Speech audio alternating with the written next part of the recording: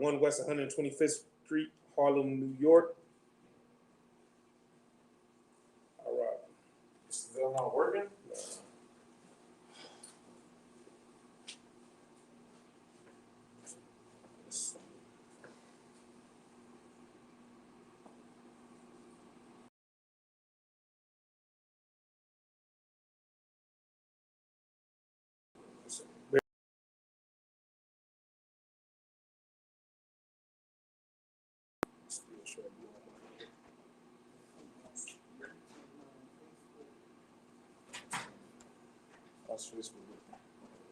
Yeah, it's wild, sir. Oh. Okay, we go. Hey, Shalom Israel. Yahweh Hashem Yahweh bring a thumb to the brothers. Shalom Yahweh Shemal Thun.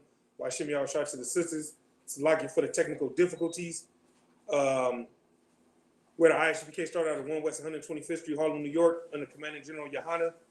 You understand that since 1969, we've been teaching you so-called blacks, Hispanics, Native Americans that you are the 12 lost tribes of the nation of Israel. You understand? Priest and Officer Shabal holding down a very, very, very special class tonight. You understand? This is the Feast of Purim. You understand? And we're going to go into the history about an excellent and mighty brother by the name of Mordecai. You understand? And an excellent princess and daughter of Zion. You understand? By the name of Esther. You understand? But before we get started, like I ask y'all brothers and sisters every week, if y'all can like and share these videos, Baba Kashal. If y'all can subscribe to our Facebook channel, ISUPK Las Vegas. Our YouTube channel is ISUPK Nevada. You understand? And again, not just like and share the classes that's coming out of Las Vegas. You understand? But the classes that are being taught across the four corners, our history. You understand? Right. While the white man has, the so-called white man has President's Day, you understand, and Valentine's Day and, and Memorial Day, you understand, we have high holy days and feast days, you understand, and one of the feast days that we have, you understand, is the Feast of Purim. Yeah, you understand, and we're going to bring out the history on the Feast of Purim, you understand, and why this is such a special day, you know what I'm saying, according to the Most High, you understand, and if you so-called Black, Hispanic, or Native American, if it's important to the Most High, it should be important to you. That's right. If the Most High love it, you should love it. If the Most High hate it, you should hate it. You understand? So before we get into it, right, because this isn't our usual Thursday scripture breakdown class, so I won't be taking any questions tonight. We'll only be focused on the Feast of Purim. If brothers and sisters do have any questions, y'all can hold them until next week. Baba Kashar will get to them. You understand? Lord allow. You understand? But in the meantime, before we actually get into the Feast of Purim, somebody grab me Ecclesiastes 1 and 9 and read the last part of Ecclesiastes 1 and 9. And the reason why is because as we reading throughout the book of Esther, you'll understand why the last part of Ecclesiastes 1 and 9 is so important. So whoever got Ecclesiastes 1 and 9, read it when you got it, please. God, this is the book of Ecclesiastes, chapter 1, verse 9. Mm-hmm. And there is no new thing under the sun. Read it again. And there is no new thing under the sun. And there is no new thing under the sun, right? Right. I want y'all to hold on to that. You understand? I want y'all to lock that in. You understand? Because we're gonna come back to that. And as we're reading in the book of Esther, y'all will understand why it is that we started there, right? So with that, let's go to Esther, the first chapter. We're gonna start at the first verse, please. Book of Esther, chapter 1, verse 1.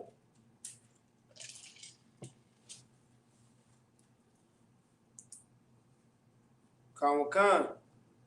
This is the book of Esther, chapter 1 and verse 1. Uh-huh. Now it came to pass in the days of Ahasuerus. Is that how you pronounce it, sir? Right.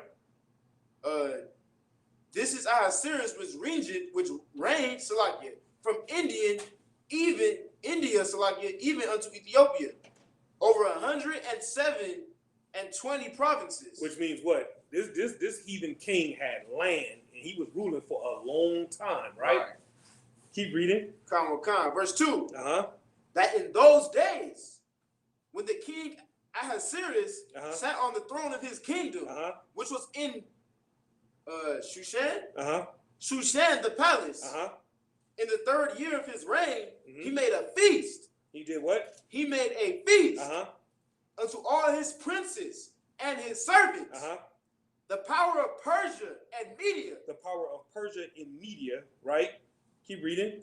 The nobles and princes of the provinces. Uh-huh.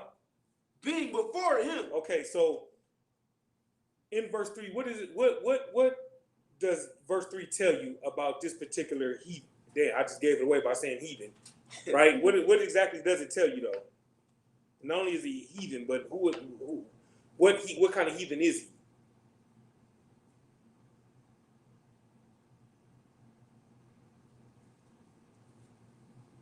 It's like he Persian. Exactly. He's over the Persian and the Mede, right? So that Come. means he'd be, you know what I'm saying, the Persian or a Mede, right? Come. Keep reading. Verse 4. Uh-huh. When he showed the riches of his glorious kingdom and the honor of his excellent majesty many days, even in 180 days. How would you say that today, man? Think about what you just read. If you need to read it again, read it again. Anybody online, how would you interpret that today? Read it again, please. Verse 4. Uh-huh. When he showed the riches of his glorious kingdom and the honor of his excellent majesty many days, even in 180 days. What does that tell you? So like, would that be basically like saying like 24/7 almost? Yeah, that's like, true, but give me some more though. Kind. You right. But what is it that he's doing though? All right. Thank you. Right, okay. This heathen is big flexing. Think about it. Read the last part again. From even in 100. Even in 180 days. Even in 100, it says when he showed the riches of his glorious kingdom, right, and the honor of his excellent majesty, many days. Come. You understand? Not only is he big flexing, not only is he stunting. You understand? But he on his own nuts. Right. You understand? Right. But y'all get it. You get my point? Like, because it says he showed off the riches of his glorious kingdom and the honor of his excellent majesty. Damn. Come. He don't need nobody to dick ride. He dick ride his own self. He don't need nobody. He got himself. Right. You get my point? Come. I mean, this cat is like big time flossing right now. You get what I'm saying? Right. So on the heathen side of it, right? We read Ecclesiastes 1 and 9, right? Come. And what did the last part of Ecclesiastes 1 and 9 say? It's not. Oh. Go ahead. It's nothing new under the sun. There's no new thing under the sun, right?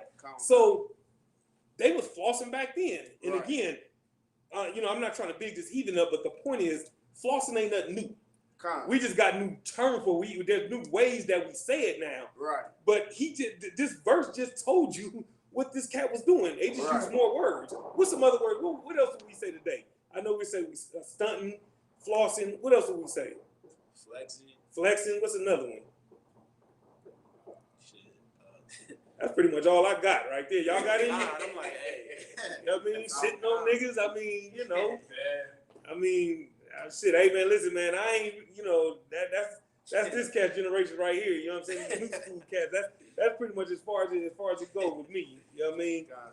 You know what I'm saying? Let's keep reading though. We have verse 5. And when these days were expired, the king made a feast unto all the people that were present in Shushan, the palace, both unto great and small, 7 days in the court of the garden of the king's palace. So he did some more functioning. He was big functioning, man. It says right here, both unto the great and small, which means what? Shout him out. Basically, like poor people, you know what I'm saying, rich people. He want everybody to come glorify him. You see what I'm saying? He want everybody to check and see what he's doing. You know what I'm saying? When he want everybody to watch him stunt. You get my point? Keep reading. Verse 6. Where were white, green, and blue hangings, fastened with cords of fine linen, and purple to silver rings. And what color? And purple to Damn. I'm just saying. Damn. You know what I'm saying? The heathens love purple. Damn. Heathens love purple, and so do the fags. You understand? I'm gonna leave it. I ain't gonna go no further. Keep reading. And purple to silver rings, and pillars of marble. The beds were of gold and silver, upon a pavement of red and blue and white. Wait. Read them colors again. Upon the beds, so like you, were of gold and silver, upon a pavement of red and blue and white. Stop right there. Why did I have him read that again?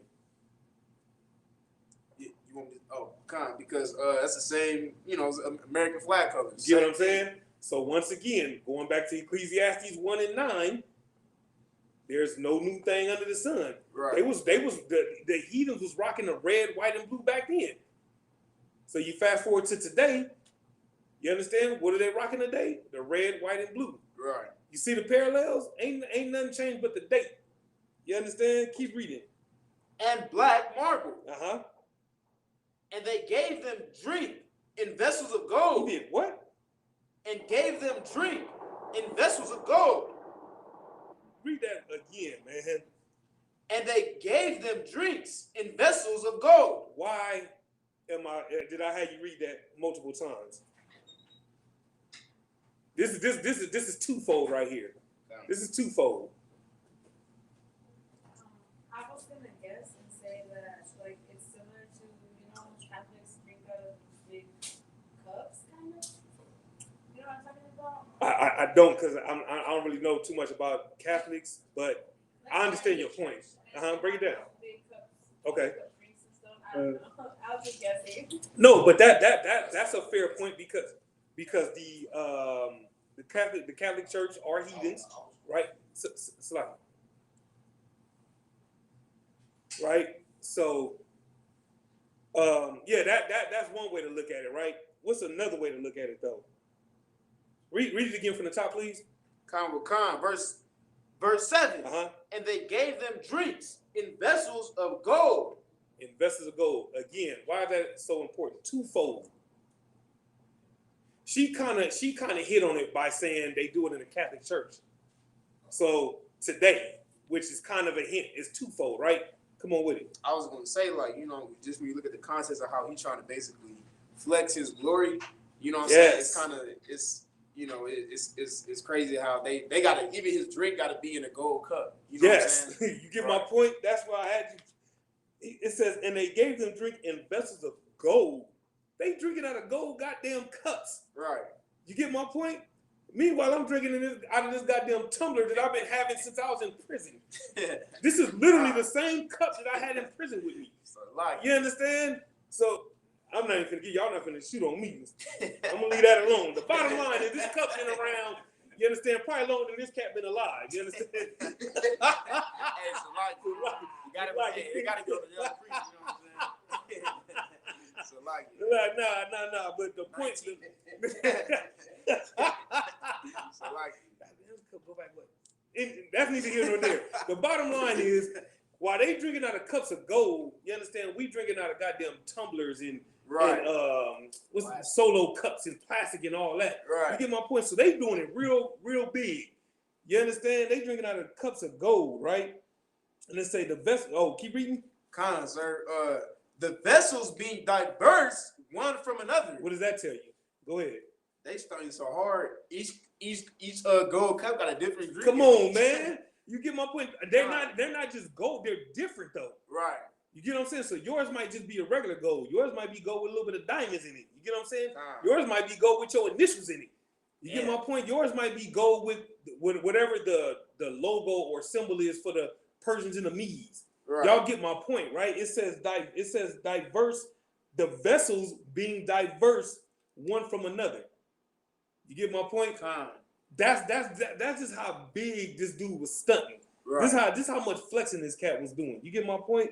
Keep reading. And royal wine. And what? And royal wine. And royal wine. Keep reading. In abundance. In what? In abundance. Meaning what? All right. There was a lot of high quality wine. This heathen had plenty of wine. You understand? Just like we gonna have in the kingdom when Christ returns. That's right. That's right. This shit right here that we reading about, this is cool what he doing. Right. But trust and believe, don't nobody know how to stunt like us. That's right. You understand? You look at them brothers out there in the South, them niggas put goddamn 28s on the goddamn on the cutlass. Right. You understand? These cats stunned. They got gold all in their goddamn mouth from front to back. You understand? Every time they smile, they blinding you. You know what I'm saying? And we look at that as stunning. Can you imagine what we're gonna be doing in the kingdom? Right. With our king, the real king, not this punk ass heathen king. No, I'm talking about the real king, the king of kings. Right. Man, listen, man. Listen. You read stories in the Bible about the chariots, you know what I'm saying, back then. Right. Think about the technology that we got now. You think them chariots back then was stuff, nigga. Y'all not even understanding, man. We're gonna be coming through this thing, man. I'm talking about like shitting on every goddamn thing. They're gonna be looking with astonishment. You get my point? Cause that's how big we gonna be doing it. You get what I'm saying? So this is cool, you know what I mean? But y'all, you know what I'm saying? Lord willing, we'll all get an opportunity to see just how big we're gonna be doing it in the kingdom. You understand? Keep reading. And royal wine in abundance according to the state of the king. Verse 8. And the drinking was according to the law. None did compel. For so the king had appointed to all the officers of his house that they should do according to every man's pleasure. So, okay, what does that part tell you right there? Shot him up. If I could give it a shot, is that basically saying that you know, he letting people drink, but he not letting them get drunk? So he got his men, like, is his men watching everybody? Read the last part again, and then answer the question again. Oh, concept like it. That they should do according to every man's pleasure. Now, answer the question again. Okay, so he basically ordered his men to serve the you know, the people that's drinking, basically. Like they doing, you know, according to their pleasure, they basically making sure that everything is okay with them, basically. Like, yes and no. Okay. Shemaiah. Most likely. Thank you. See, the sister understands where she just sat in a few of my classes. You understand? We talking about heathens here. Oh damn! It says according to their pleasures. So who the hell knows what was going on? For all we know, this could have been where Saturnalia started. Damn. I'm not saying this is for sure. Don't twist my words. I'm just saying it says according to their place. So think about it. You got gold glasses or cups, whatever you want to call them. You got the finest alcohol, and you got men doing according to their pleasures, and they heathens.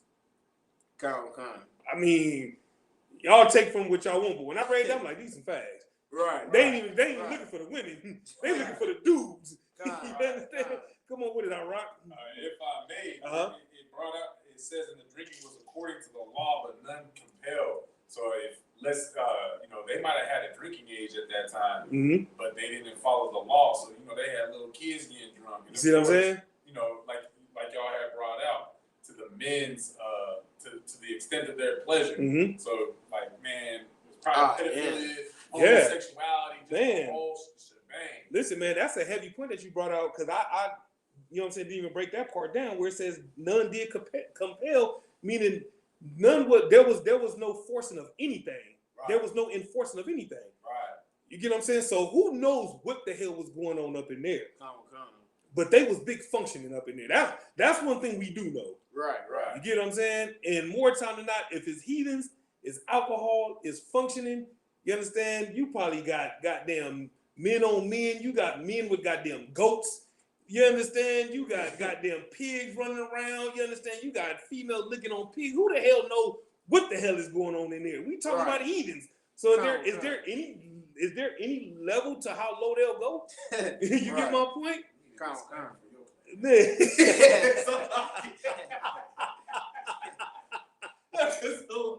You know what? Moving right along.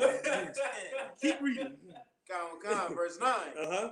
Also Vashti, the queen, made a feast for the women in the royal house, which belonged to King Ahasuerus. Stop right there. I'm gonna come to you in a second. Read that again. Why is that so important? That should kind of tell you. That should kind of give y'all an idea. Read it again. Also Vashti, the queen, made a feast for the women. For the who? For the women in the royal house, which belonged to King Ahasuerus. Which means what? It was popping all over the place, right? Right. Go ahead. It just also shows that they were separated. That's what I was about Get a sister. Right. So going back to what we just read a few verses ago, Just saying, could have been going down like that. You had the men over here drinking. You had the women over here pass. Because I know me, if I'm functioning, I'm drinking, and I'm with a bunch of niggas, I'm like, man, where the hoes at? So like, not, so hold on. I don't mean, hold on. I don't need y'all twisting my shit. Hold on. I don't mean literally. The point is, right. The point that I'm trying to make is that I'm not trying to function with a bunch of niggas. Right. Come. You understand? That right there is like a for sure. Like, hold on, what's going on around here? You know what I mean? Come on with it. I was gonna say too. This also going to show that this is heathen culture to have women in such high positions of power. You know what I'm saying? That she could just go out and just you know what I'm saying? She basically got the same power he got. Like it says queen. You know what I'm saying? Like she got the same power he got, except she doing it for the women. You know what I'm saying? Like, no, that's an excellent point. Keep reading. Come. Verse 10. On the 7th day. When the heart of the king was merry with wine. Was what? Was merry with wine. What does that mean? How would we say that today? I rock. Cain was faded, right? Right. Cain had been getting it in. Come. He wasn't playing no game. You know, don't listen, man. Can't nobody outdrink no goddamn heathens, man. Especially them devils, boy. They get redder than normal. You know what I'm saying? They true colors come out, which is red, right? But they really get to letting you know what time it is, right? Keep reading. So like, he commanded Mehuman, Bista, Harbona, Bigtha, and Abagtha, Zethar, and Carcass, the 7 chamberlains that served in the presence of Ahasuerus the king, to bring Vashti the queen before the king with the crown royal. To do what? To bring Vashti the queen before the king with the crown royal, to show the people and the princess her beauty, for she was fair to look on. To do what? What do you want them to do? To show the people and the princess her beauty, for she was fair to look on. Again, what does this tell you? All right. He's trying to show off his woman so that essentially everybody gonna lust after her. I mean, that's basically asking for an orgy. You get my point? Right. I mean, he's like, this dude is taking stunting to a whole nother level. You get my point? And he got faded. So because he got faded, now he want to show her off to everybody now. Right. You get what I'm saying? Who knows what was in his thoughts, what he had going on. You get my point? But he wanted everybody to see this heathen. You get what I'm saying? Keep reading. But the queen Vashti refused to come at the king's commandment by his chamberlains. Read it again. But the queen Vashti refused to come at the king's commandment by his chamberlains. Therefore was the king very wroth, and his anger burned in him. So think about the last thing he just read. And his anger burned in him, right? Remember Ecclesiastes 1:9. There's no new thing under the sun, right? How will we say what this heathen was feeling? How will we say that today? All right. It was hot. Pissed. You get my point? Y'all see the parallels? Right. That's why we started with Ecclesiastes 1:9. It's telling you, we see, and this right here is more proof that we are the Jews of the Bible. You get my point? Because the things that we saying today are right here. Right. We might say it a little different, but we all know that you can say one word can, or one meaning can have so many different words to it. Just think about money, for example. How many different ways do we say money, but everybody except the heathens know what we're talking about? You get what I'm saying? You probably done lost count of how many different ways we say money. Right. I'd probably take up the rest of the class if I had y'all give me examples of other words for money. Probably take the whole rest of the goddamn class. Right. You know what I'm saying? Goddamn online be chipping in. It'd be just the whole class be full of different ways to say money, right? Using every heathen. You get what I'm saying? It says, and his anger burned in him, right? What did she do to him though? What would you call what she did to him though? All right. I mean, she disobeyed. That's true. Disrespected him. That's true too. What else? Okay, think about what he was doing and think about what she just did to him. Shout him out. So he basically, you know, he thinking that he finna stun off his, you know, his final prize. He basically denied him his pleasure to stunt, you know, in front of you know, all the people. Bring me home by her denying him stunting. What did she just do? She what's the word? Damn. It's a lot here. All right. I'm not sure what word you're looking for, but she basically stepped on his toes to keep him from. That's true. Y'all right there. She went against his order. That's basically. All that what y'all saying is true. What else did she do though? Somebody, you want to take a shot? I don't think she's stunning on him. Get a sister a hand, man. Goddamn, somebody paying attention. She's stunning on that nigga. Oh, not that nigga. She's stunning on that heathen. You out here trying to stun you think you finna use me at some goddamn pond? I'm gonna stun on your ass. I'm gonna show everybody who really runs shit around here. You know what I mean? That's what she's stunning on him. You get my point? Come. And even though she's a heathen, that sounds real familiar, don't it? You know what? Moving right along. You understand? I'm not gonna burn my goddamn page. Let's keep going, man. Let's go. Verse 13. Uh-huh. Then the king said to the wise men, which knew the times. Well, read that part again. Read that part again. Then the king said to the wise men, which knew the times. Which did what? Which knew the times. Again, how would you say that today? Shout him out. He basically talked to the youngsters like, yo. No. Okay, so like. Man, goddamn. Oh, okay. This should have been all my goddamn family. Let me get this sister another hand. She killing it tonight, man. Why did I have him why did I point it out? Because, again, I'm going to keep emphasizing this throughout the class. There's no new thing under the sun. Right. We say that today. Oh, shit, man. Y'all niggas know what time it is, right? When you read this, they knew what time it was. He was pissed. And by them knowing him, they knew what time it was. That's how we would say it today. Oh, shit, y'all niggas know what time it is, right? You get my point? You know what I'm saying? Think about you as a father, right? And your child disobey you, right? And they come in the house and they got that look on their face. You know why they got that look on their face? Because they know what time it is. You know what I'm saying? And so that we don't get accused of being a child abuser around this moment. I ain't gonna go no further than that. But they know what time it is. Especially if you grew up in my era, boy, you for sure knew what time it was. Boy, you got your ass whooped by the whole goddamn neighborhood. Like, what? You know what? Moving right along. Keep reading. For so was the king's manner toward all that knew law and judgment. Meaning what? They all knew that he ran shit. Right. So he was pissed, right? Keep reading. Verse 14. And the next unto him and Karshina, Shethar, Admatha, Tarshish, Meres, Marcina, and Memucan, the 7 princes of Persia and Media, which saw the king's face, it which sat the first in the kingdom. What does that tell you? They all saw what? All right. That's why he was mad. Like, exactly. They saw how pissed he was, right? Keep reading. What shall we do unto the queen Vashti according to law? Because she hath not performed the commandment of the king Ahasuerus by the chamberlain. Because she hasn't done what?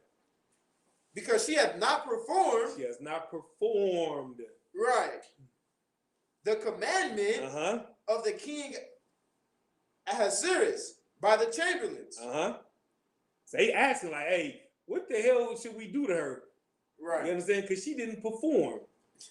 You understand? Listen, man, it is imperative that the sisters perform. You understand? Meaning what? Do your goddamn job, man. Right. You know what I'm saying? How you listen, you know what? Keep going. Let's just keep reading. Verse 16. You two gonna be mad as hell, huh? Keep reading. And Memucan answered before the king and the princes. Vashti the queen has not done wrong to the king only, but also to all the princes. To who? Damn. But also to all the princes. And to all the people that are in all the provinces of the king Ahasuerus. You understand? Actually, I'm gonna break it down and say, keep reading. Read 17, please. Come. For this deed of the queen shall come abroad unto all women, Uh-huh. so that they shall despise their husbands So in that their makes it eyes. what? So that they shall despise their husbands in their eyes. Uh-huh. When it shall be reported, the king Ahasuerus commanded Vashti the queen to be brought in before him, but she came not. Listen, man. You know what? All right, go ahead. Egyptology. You see what I'm saying? All that. You get my point? Here's the thing, though, right? Now, we just went over 16 and we went over 17, right? Here's the thing about it is, man, that y'all got to understand, right? Think about Ecclesiastes 1 and 9, the last part, right? And y'all think about our sisters today. And I'm not finna even try to make light of this because this is a sad situation that's happening amongst our sisters, right? Why is it that our sisters today have the mentality and the mindset that they do?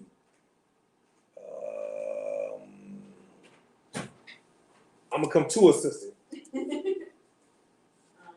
was gonna say, because that whole independent mindset that they have, I think that's where it comes from. That's true, but bring me home though. I'm asking the sisters for a reason because they should know more than anybody, right?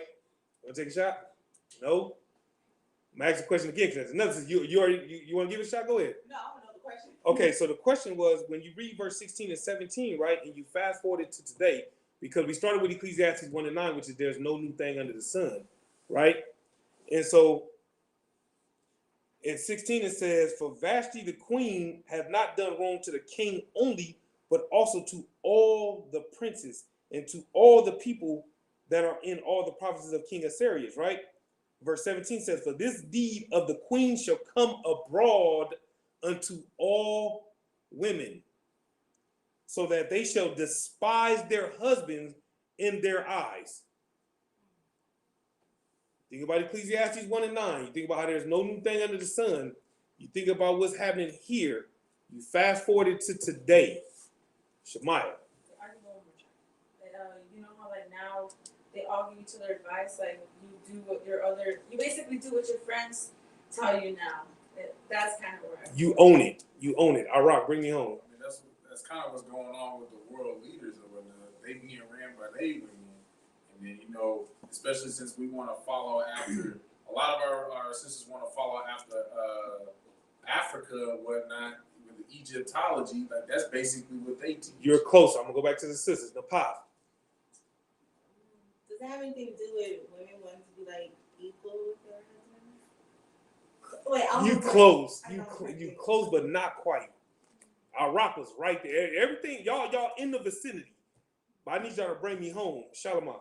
Okay, just a perfect example would be, so like, correct me if I'm wrong, I don't want to talk too confident, but just a perfect example would be these female idols today, like Megan Thee Stallion and Cardi B. You see what I'm saying? So they come out with these songs and whatnot. You right, you know what I'm saying? And telling women to, you know what I'm saying? Like you right there. You are right there. The pops, bring me home. Does it have anything to do with like when a woman wants to be the man of the house and she plays like the deck, like when it's like Father's Day and I'm the mama and the daddy? That's true. Situation? That's true. Now he was the closest. All right, I'm gonna give y'all one more shot. Then I'm gonna give it to y'all. Y'all be like, God damn it! All right, bring me home. Anybody online? Bring me home. Bring me home. Everybody pass. Shalimar, one more shot. This is crazy. I'm like, I gotta kind of lean off what I was saying. Like, so women are influenced by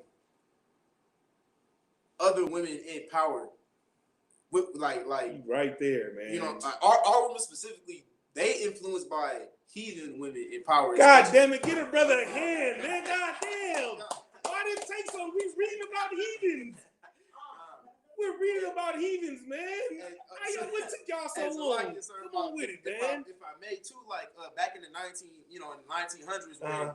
when, just for the most recent, it was heathen women first who started the whole women equality movement, and we should be equal to men and all of that, and it didn't trickle down to the black community, you know what I'm saying, black women, Hispanic women, until they started kicking the black men out of the houses and basically feeding their brain into that, like, oh, you're not some woman that gotta just do chores and do this and do that. You know what I'm saying? So like it kind of, like you said, nothing new under the sun. It goes to show that right. So no. That's all good. So let me ask you this: by you knowing all that, why the hell you didn't get the answer right the first time? Nah, so like, hey, if I may, I had it in my head the first time, but hearing everybody else answers, you saying it was close, I was like, hey, I might as well go another route. Nah. Everything that y'all was saying was right, but it was something specific just based on what we just read. You get my point? You got to think about it. All these shows that are on TV today, right? They're starring our sisters, but who's pulling the strings behind the scenes, though? Right. Heathens. You got to think about who owns all these networks, who owns the internet, who owns the cable companies. You get my point? That's why I was hoping y'all was going to go with it. You see what I'm saying? Everything that we do today is dictated by what the heathens say we should be doing. Right. That song that Megan Thee Stallion made, she made it, but she was influenced by the heathens. Right. You get my point? Because they flashed that money in front of her and she did it. You get my point? Which is the complete opposite of this sister Esther right here. You get my point? She didn't give a damn about no money. Well, I'm jumping ahead. Let's keep reading. But that was the whole point. That's the parallel that I wanted y'all to see. The same way back then that heathens was able to influence our sisters is the same way the heathens is able to influence our sisters today. You get my point? Keep reading. You want me to 18, please. Verse 18. Likewise shall all the ladies in Persia and Media say this day unto all the king's princes, which have heard the deed of the queen. Thus shall there arise too much contempt and wrath. Read that last part again. That shit is heavy. Read that last part again, please. Thus shall there arise too much contempt and wrath. Okay, so once again, think about what we just read. You think about that last verse. What is this telling you right here? Go ahead.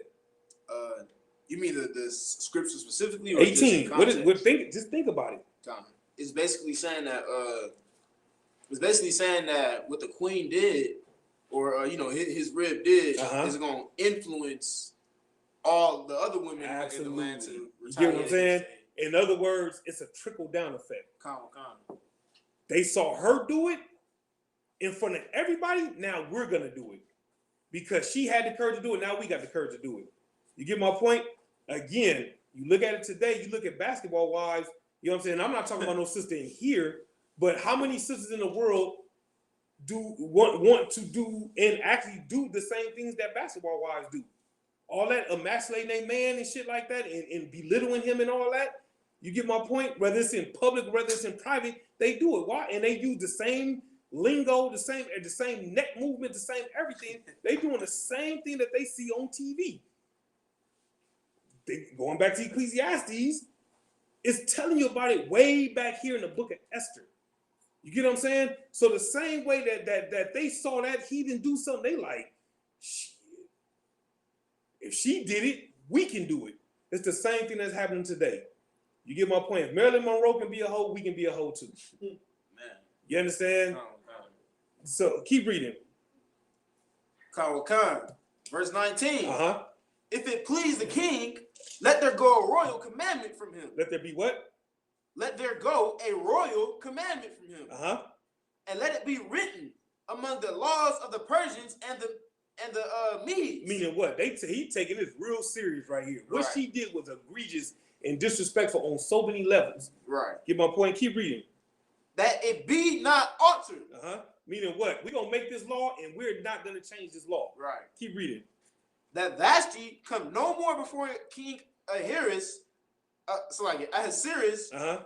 and let the king give her royal estate unto another that is better than she. Meaning what? What just happened? Shemai. He got a divorce. He got a new boo, you know. Oh, thank you. That's more so how we. Hey, listen, man. How you doing so good that you fall off like that, man? Yeah, you looking for a new piece now, baby. But I'm saying, bring it to today. That's what happened. You know what I'm saying? He kicked her to the curb. You get what I'm saying? Right. He did the reverse Beyonce. You know what I'm saying? Meaning what? She was the one that was saying to the left, but this heathen right here telling her to the left. You get what I'm saying? Kicked her out, took her estate, meaning what? If he took her estate, what does that mean? Same sister. Took her house, her stuff. Took everything, which means what now? Like it. Did he take her like her title, so now she's like not his wife or not the queen or whatever? Bring me home with the last thing you just said. If she's not the queen, what is she? She's nothing. Thank you. That's what just happened. He just stripped her of everything. He just made her irrelevant. You understand? She went from how we would say she went from the penthouse to the outhouse. You understand? Literally. You get my point? Keep reading. Verse 20. Uh-huh. And when the king's decree, which he shall make, shall be published throughout all his empire. Stop right there. I want you to read the last part of 19 so I can, you know what I'm saying? There's a reason behind it. Read that last part again, please. That Vashti come no more before King Ahasuerus. And let the king give her royal estate unto another that is better than she. That is equal. That is better than she. That is the same. That is better than she. That is better than she. Y'all remember that part, right? Y'all remember that. Lock that in. Go ahead and read verse 20, please. And with the king's decree, which he shall make, shall be published throughout all his empire. Part of his empire. All his empire. Half of his empire. All his empire. All his empire. Uh-huh. For it is great. For it is small. For it is great. Keep reading. All the wives. Some of them. All the wives. Whichever ones they want. All the wives shall give to their husbands honor. Disrespect. Honor. Hate. Honor. Both to great and small. Both to great and small. This is the part that the sisters don't read about. Now, I ain't talking about the sisters in here. This is the part that the sisters in the world don't read about. Read that part again. You know what part I'm talking about. Read it again. All the wives shall give to their husbands honor. Shall give them what? Honor. Both to great and small. All right, break it down. All the wives are to basically be as a wife should be, no matter what his stature is. You know, you bring him honor. You don't disrespect him. You don't disrespect him. You know, you don't step on his toes. Like what? How do you say her name again? Vashti. Vashti, what she did to the king. You know, you do something like that, then you bringing him dishonor. Listen, man. It says both great and small. Meaning what? Whether you in the NBA or nigga, whether you collecting cans for a living. You understand? Bring honor to your husbands. You get my point? And the reason why I'm saying that this the part of the Bible that the Christians don't read specifically is because this is something that a heathen put in place. Right? And what's so crazy about that is we love following the heathens. Right. Up until it comes time to do something on the right-hand side. Right. I hate giving heathens any kind of credit whatsoever. You understand? But what this heathen did wasn't a bad thing whatsoever. It's a goddamn shame that he had to make it a law, but because we're dealing with heathens, of course he had to make it a law. Right. How you know? Because of Vashti. You get my point? But that's the thing, though.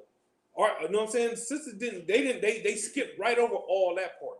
Right. How do you know? Because sisters only respect money. And again, I'm not talking about sisters in here. Right, I'm talking about sisters in the truth. I'm talking about sisters in the world. They only respect money. What kind of car you got? What, you know what I'm saying? How much you making? And how much can I have? You get my point? And what's so crazy about that is, you understand? Sisters want a man to do this, and this. And all she gotta do is show up. Y'all ever think about that for a second? Yeah, listen, man. No, you know what? I'll say that for another class. I'm not gonna do that. Shalimar, go ahead. I was gonna ask, just back on the topic of like, it's nothing new under the sun. Would it be safe to say, like, you see how he basically wanted to expose and show his wife's beauty to, you know, all the men? Would it be safe to say, like, you know, this is a heathen? That shows that they was the originators of like strip clubs and stuff like that. Because he basically trying to. Not only is it safe to say, that's exactly what it is. You get my point? Listen, man, everything on the left-hand side came from the so-called white man or any heathen. You get my point? So could you use this to show that? Like, even you got kings trying to strip they, you know what I'm saying? I wouldn't say it because he didn't say that he was showing her so that she can strip in front of everybody. Right. You know what I mean? But he did try to show her off. You get what I'm saying? So did what he do create lust? Or if she would have came out, would it have created lust? Oh yeah, for sure. You get my point? But yeah, but to your point though, to the question that you asked, yeah, they're the originators of it. You know what I'm saying? And how do you know that? Because they did that with our sisters. That's why it's so disgusting. If I can sidebar real quick, that's why it's so disgusting for a sister to lay with a heathen today. Right. After what they did to your foremothers. Our foremothers fought them heathens off. And it took for them to get beat within an inch of their life or have their families threatened in order for them to give in. And even then, they didn't give in. They did physically, but mentally, they wanted no part of it. You understand? And that's why sisters today should be ashamed of themselves. You understand? For being so weak and gullible to these heathens all over a goddamn title or over a position. Right. You get my point? Keep reading. 21. And the same pleased the king and the princes. So like it. And the same pleased the king and the princes. Meaning what? He was good with it, right? He was like, yeah, that's a good idea. I'm with that right there. You know the king with it because he the one that got embarrassed. So you know he with the program, right? Keep reading. And the king did according to the word of Memucan. Mm-hmm. For he sent letters into all the king's provinces, into every province according to the writing thereof, and to every people after their language, that every man should bear rule in his own house. Should do what? So like that every man should bear rule in his own house, and that it should be published according to the language of every people. There's so many layers in this verse. Somebody just pick a part of this verse and start breaking down. All right, what's so heavy about that verse? Man, a heathen understanding that a man is supposed to be the head of the household. He got offended one time and said, you know what, fuck it. I'm spreading it all across all the lands. Right. You cross this up, you try to step on your head's toes, you know, there's gonna be consequences. Yeah, that's one level of it. Who has another level of it? Anybody else want to give another level to it? Another layer? I'll give y'all a layer, right? It says, every man shall bear rule in his own house. Meaning what? If you fast forward that to today, Shalimar, you want to take a shot? Before I say it, you want to take a shot? All right. Think about it like this. In every other culture, these heathens' wives know what time it is. You get my point? Y'all ever stop to think how come there's not a Japanese version of Basketball Wives? Not just because they ugly. That's not the only reason why. Right. You get my point? It's more to it than that. Not because they husbands are too whack to be in the NBA. It's not just that. You want to know why? Because they would never. They would never go against their husband. They would never dishonor their husband. That's the word I was looking for. Because they would never dishonor their husband. Right. So they would never blast him like that. Right. You get my point? You think about the Africans, as ugly as they is, you get what I'm saying? And as big as them plates is in their lips. You get my point? And all that shit, they still know what time it is when it comes to their husbands. You get my point? Every nation knows what time it is when it comes to their husband, except our people, our own people. And that's a shame. You get my point? And I'm saying that overall. You know what I mean? There are some righteous women, you understand, that are excellent wives, you understand, to their husbands. There's no doubt about that. There are some amazing women out there who do amazing things for their men, who make their men believe that they're greater than what they really are because of the things that they do for their men. There's no denying that. Right. However, there are some sisters out there that make their men feel this goddamn big. Meanwhile, all these other nations, they treat their husbands accordingly, right? What is the other thing that you can take from this verse? Heavy as hell, and it should not be forgotten about. This should definitely be pointed out. All right. I mean, I'm not sure it's what you're looking for, but I was just gonna say, take a shot. He had sent letters to all many different provinces, which was also because they had different language in all those provinces. That meant like he had a very vast kingdom. That's so true. It was, he essentially established that for all the other nations. No. Well, not nations, but for a lot of other cultures that were under his rule, that was under under him. You own it, but bring me home though. Anybody want to take a shot? You own it. You right there though with what you said. For time's sake, because it's almost 8 o'clock and I really want to get through these. For time's sake, I'm gonna give it to y'all. They have records too. Right. Okay. You get my point? They have records of their history. You see what I'm saying? Everyone has records of their history. Everyone knows what time it is, except us. And our history is right here in this book. You get my point? The fact that he had a decree, he had it written down, which means what? Somewhere, who knows where, but somewhere there's proof that these heathens knew who they were, and in the midst of that, they knew who we were. Right. You get what I'm saying? That's why I said this verse in itself has many layers to it. You understand? Keep reading. Khan. The book of Esther, chapter 2, verse 1. After these things, when the wrath of King Ahasuerus was appeased, he remembered Vashti and what she had done and what was decreed against her. Meaning what? He was still pissed, right? Y'all know what? Keep reading. Y'all know. You understand? Keep reading. Verse 2. Then said the king's servants that minister unto him, let there be fair young virgins sought for the king. Virgin, singular. Virgins sought for the king. And let the king appoint officers in all the provinces of his kingdom, that they may gather together all the fair young virgins. Singular. Virgins. Unto Shushan, the palace, to the house of the women, unto the custody of Hej, the king's chamberlain, keeper of the women, and let their things for purification be given them. Verse 4. And let the maiden which pleaseth the king be queen instead of Vashti. And the thing pleased the king, and he did so. Simple question, right? Direct this towards the sisters, whether watching online or in this classroom. It says, and let the maiden which pleases the king be queen. How can the maiden please the king?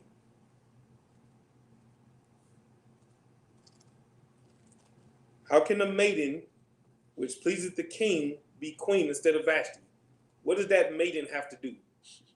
Shemai. Bring me home. You're right, but bring me home. I mean, you're right, but I just want a little bit more, though.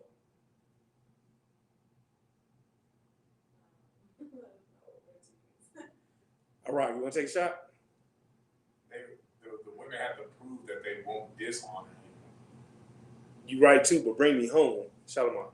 They has to give up the box, right?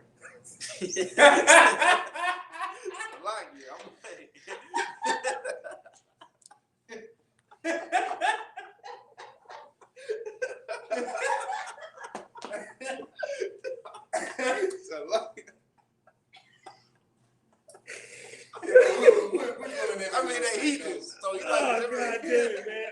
You know what? It's funny, man. I started to, before I turned it over to the room, I started to say, don't go there. But I didn't think nobody would because we're in class. So I didn't think I would have to say that.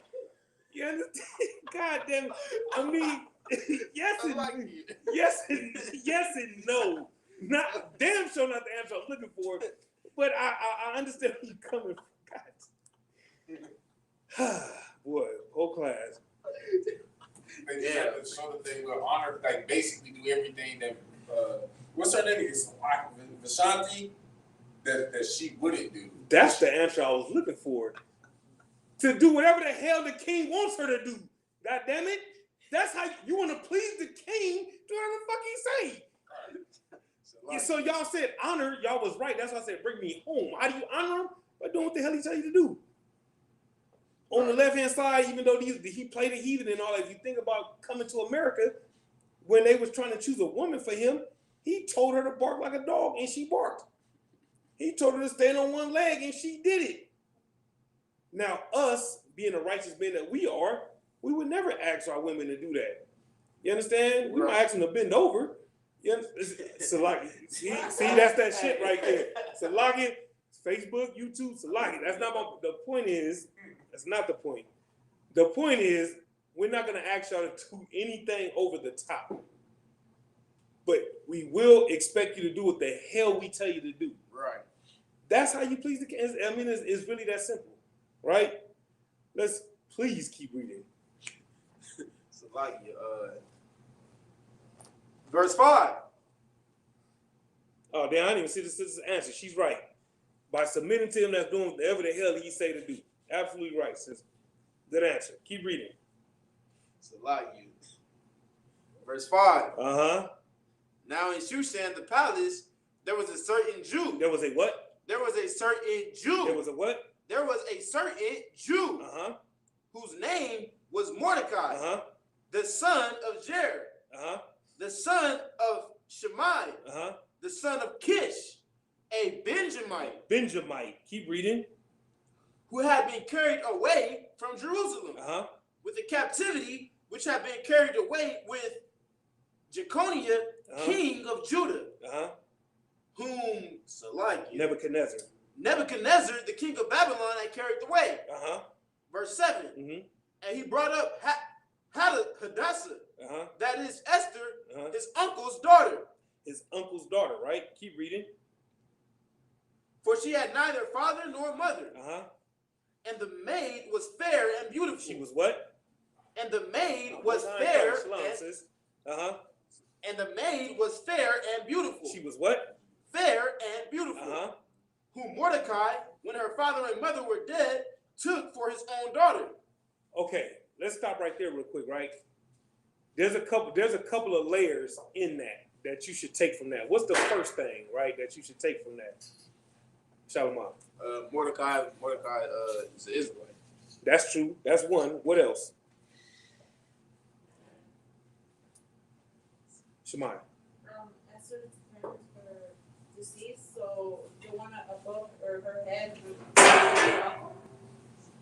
Say the last part again. That who her head was. Uh-huh. So it basically lets you know who's above her. That's true. Hey, Shalom, since we're in Esther chapter 2, verse 7, you're right, right? Think about today, right? Think about all the so-called black, Hispanic, and Native American households who, because it says she was our father and mother. They probably could have died. They possibly could have died. It doesn't say here, so we're not going to assume that. But they weren't with her, so possibly they were dead, possibly, right? So now, if you fast forward to today, how many times does a young sister have to go live with her uncle and her auntie and be raised by them? You get what I'm saying? Her cousin, because he's older than her, he looks at her like a daughter, even though they might be cousins. Even that might be her uncle. But under the circumstances, I'm gonna raise her like she's my daughter. Right. You get my point? Which also goes to show you what? Think about Ecclesiastes 1:9. How many times have we done that? You get my point? How many times has a child's parents died at a young age, and we say, we got you. Come stay over here, or you know what I'm saying? The kid could be a knucklehead. You understand? You know what? Don't even trip. Send him over here. We're gonna tighten him up, or we're gonna tighten her up, and everything gonna be straight. You get my point? So once again, think about Ecclesiastes 1:9. You think about what we're talking about right now. There's no new thing under the sun. So the same way that, you know what I'm saying, we look out for our people when they going through something, whether it's a death or whether, you know what I'm saying, it might be overwhelming for that young family because they were just too young to be having kids, and you give them to the uncles and aunties and all that, right? This is what happened right here, you understand, with Esther. Come on. Mordecai looked after her. You understand, which is called what? One word. Arak. What would you call what Mordecai did? One word. Shalom. Brotherhood. Brotherhood. Moving right along. This is brother teaches brotherhood class, by the way, but let's keep reading. Yeah, let's keep reading. Salakia. Verse 8. So it came to pass, when the king's commandment and his decree was heard, and when many maidens were gathered together unto Shushan, the palace, to the custody of Haggai, that Esther was brought also unto the king's house, to the custody of Haggai, keeper of the woman. Verse 9. And the maiden pleased him, and she obtained kindness of him, and he speedily gave her Salakia. And he speedily gave her things for purification, with such things as belonged to her, and 7 maidens which were meet to be given her out of the king's house, and he preferred her and her maidens unto the best place of the house of the women. Somebody break that. Listen, there's a lot of layers in verse 9. What happened there? Somebody give me a piece of verse 9. What happened there? Shemaiah. She met his standards. That's true. I want some more than that though. You right. Shalom. So she basically met him, and he liked her, and then he was deciding like, oh yeah, this is the one I'm gonna give her. You know what I'm saying? I'm gonna give her a nice room and wherever else she might need at this time, because he was leaning towards her basically. That's true. Not what I'm looking for. All right. The sister had shown that she would be a better woman. I keep forgetting her name. Vashti. That everything what y'all saying is true. You was gonna say some more? Oh, I was just gonna say because she was being obedient. Essentially, she's being obedient to whatever the king had asked her to do. Right. And if she was being obedient, she was being what? Honorable, right? And she was being humble. She showed humility, right? She showed humility. It says, and the maiden pleased him, and she obtained kindness of him. How was she able to obtain that kindness? By being meek and humble and respectful. Kind of like the sister that we have in the UPK, right? Meek, humble, kind, respectful, honorable. You get my point? Somebody unpack the rest of that verse, though. What else happened there? I think she was very submissive. That's true too. We offer that. You're right, but I want give what else? What else happened in that verse? He gave her the necessities that was needed for her purification. That's true. Not what I'm looking for. Fast forward to today. Y'all sisters should know the answer to this, because when y'all was in the world, this was y'all. That should be a hint right there.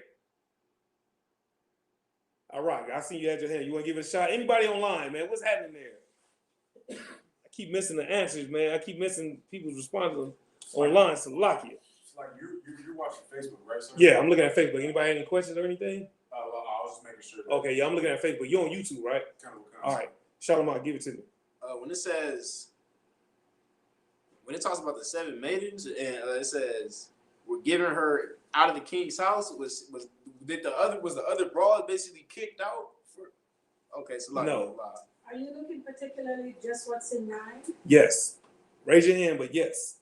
That's what I'm talking about. Well, he gave her the best place. Bring me home. Fast forward to today. Shalom. Money? Bring me home. Shemaiah. He cares if he gave her whatever she needed. Yes, but bring me home. How would we say it today?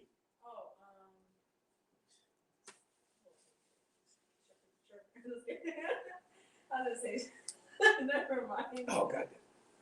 What was he doing? Thank you. Get a sister a hand, man. God damn. Tricking. Read the scripture again, please. What the hell is wrong with y'all, man? Read it again. This is the book of Esther, chapter 2 and verse 9.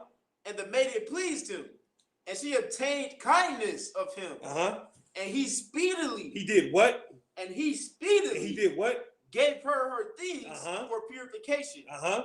With such things as belonged to her. And 7 maidens. Which were meet to be given her out of the king's house. And he preferred her and her maids unto the best place of the house of the women. Unto the what? Unto the best place unto the house of the women. Unto the best place. He gave her everything she needed and then some, and put her in the best place. You get my point? Because of how the way she presented herself, he favored her or preferred her over everybody else. Come on with it. What did she say? What did she say? Yeah, what did she say? Oh, she said he was tricking. Really? Really? A whore? I don't understand. I mean, Hey, like my pedigree was Hey. was a question. The sister asked what tricking is. You might, listen, man. Did you want me to answer it, sir? No. Oh. No, I know you tell her what tricking is later on. Oh, okay. Uh-huh. I think I know what that means. Give it to I me. didn't know that. Well, when I think of tricking, Uh-huh. I thought that's when women, when they tricking a man, like they robbing them and stuff. Moving right along. Sis, you had your hand up. I wanted to know because I'm not visualizing her. Okay. Okay, because it's not about her. What she did, she just was being humble and sweet and kind. Okay. She wasn't the one that was tricking. Please, shout him out. All right, Please. y'all know what a simp is, right? A simp. Okay, so he was basically kissing up to her in a way that he shouldn't have been. That's what tricking basically is. Like he see a brother would see a sister, and he like basically kissing her behind to get what he want out of her. So that's what tricking is. He blowing out, he giving her the best place, all the money, material possessions, all of that. Yeah. Kind of like how a brother today will blow all his money on a female, and we would call him a trick. Exactly. Like, you get what I'm saying? So that's basically. And the reason why tricking is all bad is because what do these niggas say today? I rock. So like you.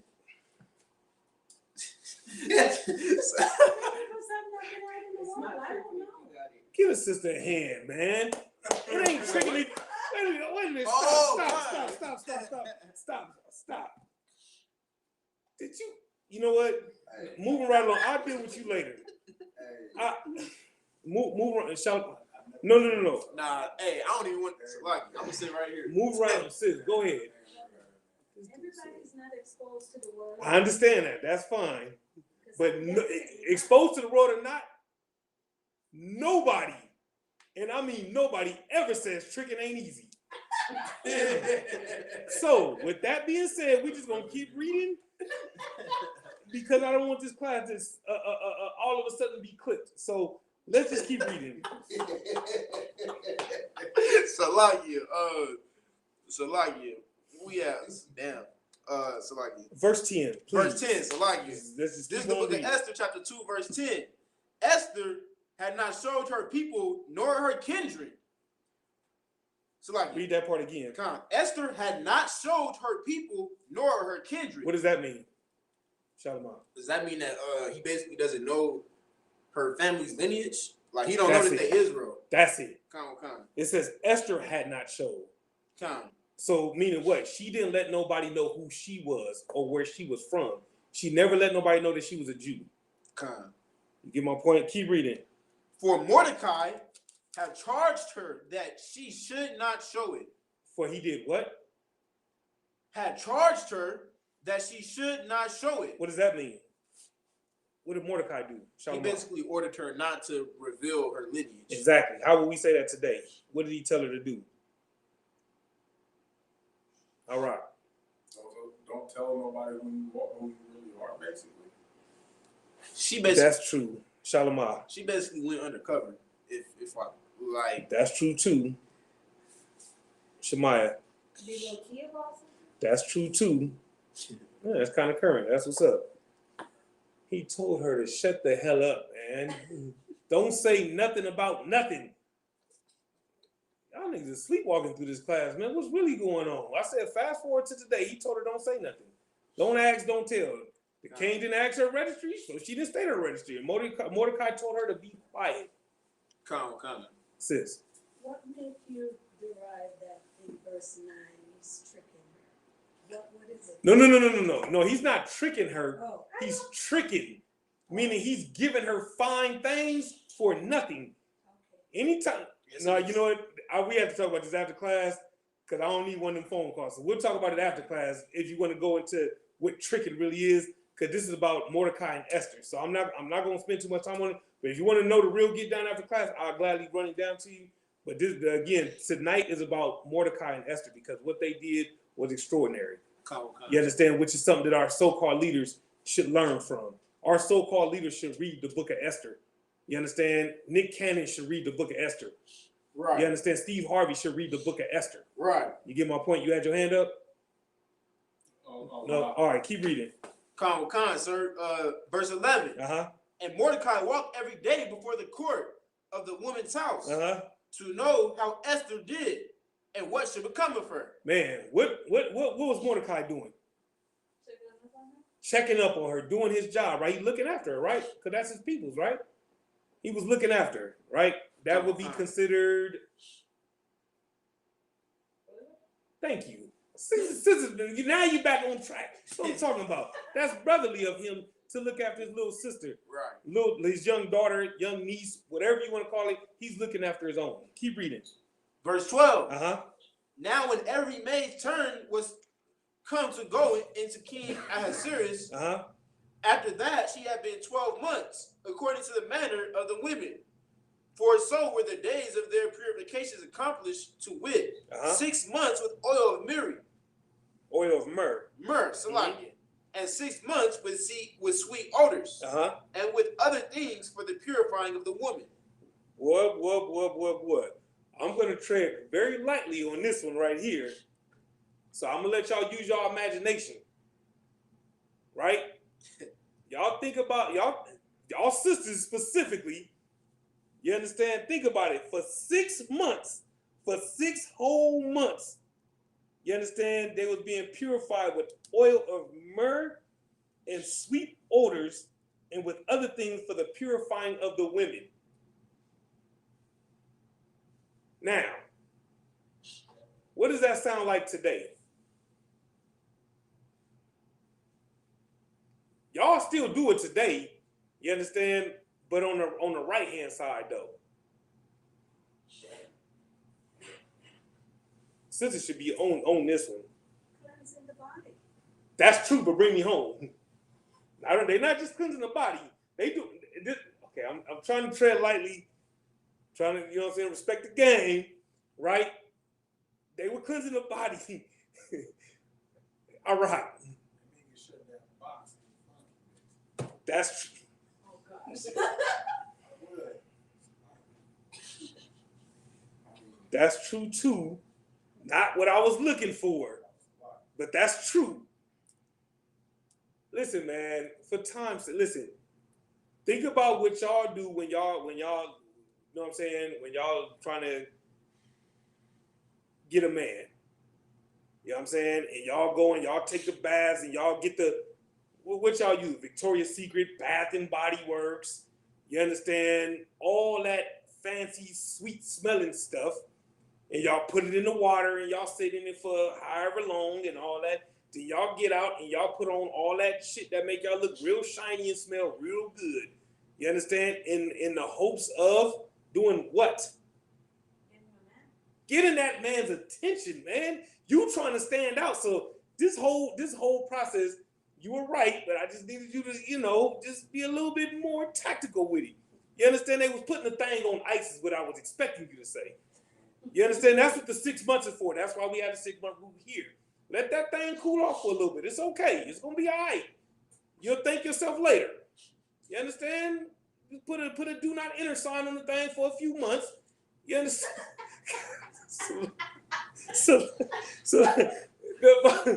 Okay, so like the bottom line is just chill, man. Just take some time, get yourself in order. You know what I mean? Clean yourself up, separate yourself. You get my point? Let's just keep reading. Let's go. Calm. Verse 13. Then thus came every maiden unto the king. Whatsoever she desired was given her, to go with her out of the house of the women unto the king's house. Verse 14. In the evening she went, and on the morrow she returned into the second house of the women, to the custody of Shashgaz, the king's chamberlain, uh-huh, which kept the concubines. uh-huh, She came in unto the king no more, uh-huh. except the king delighted in her. He did what? Except the king delighted in her, Uh-huh, and that she were called by name. uh-huh. Now with the turn of Esther, the daughter of Abihail, the uncle of Mordecai, Mm-hmm. who had taken her for his daughter, Uh-huh. was come to go unto the king. She required nothing but what Haggai, the king's chamberlain, the keeper of women, appointed. Uh-huh. And Esther obtained favor in the sight of all of them that looked upon her. What does that mean right there? Somebody break that down. What was special about Esther? What was one of the many things that was special about Esther? You should appreciate this because she's a Benjamite like you, so you should appreciate this. One Benjamite to another. Come on with it. Maybe she had natural beauty. That's true. That she was not in need of much. You own it. That last part, you own it. You're own it, Shemaiah. She was not her names. That's it right there. Get a sister a hand. You were right. She was simple. You get what I'm saying? She was naturally beautiful. It talks about that in a couple verses above. You get my point? So you was right. Yeah, she was very pretty. She didn't need all the makeup and all the fake eyelashes, yes, and the blonde weave. She didn't need none of that. You get my point? All she needed to do was be her. And because she wasn't over the top and being extra, she found favor in the sight of everybody. Right? Fast forward that to today, sisters in here are the same way. Right. Don't need all the makeup. Don't need the tight ass dresses, the little bitty skirts. You know what I'm saying? The tight ass shorts and all that shit. You understand? It's the temperament and the attitude and the humility and the kindness. You understand? And that's how y'all find favor in the sight of the men of the Lord because of the way y'all carry yourselves. Y'all the complete opposite of Vashti.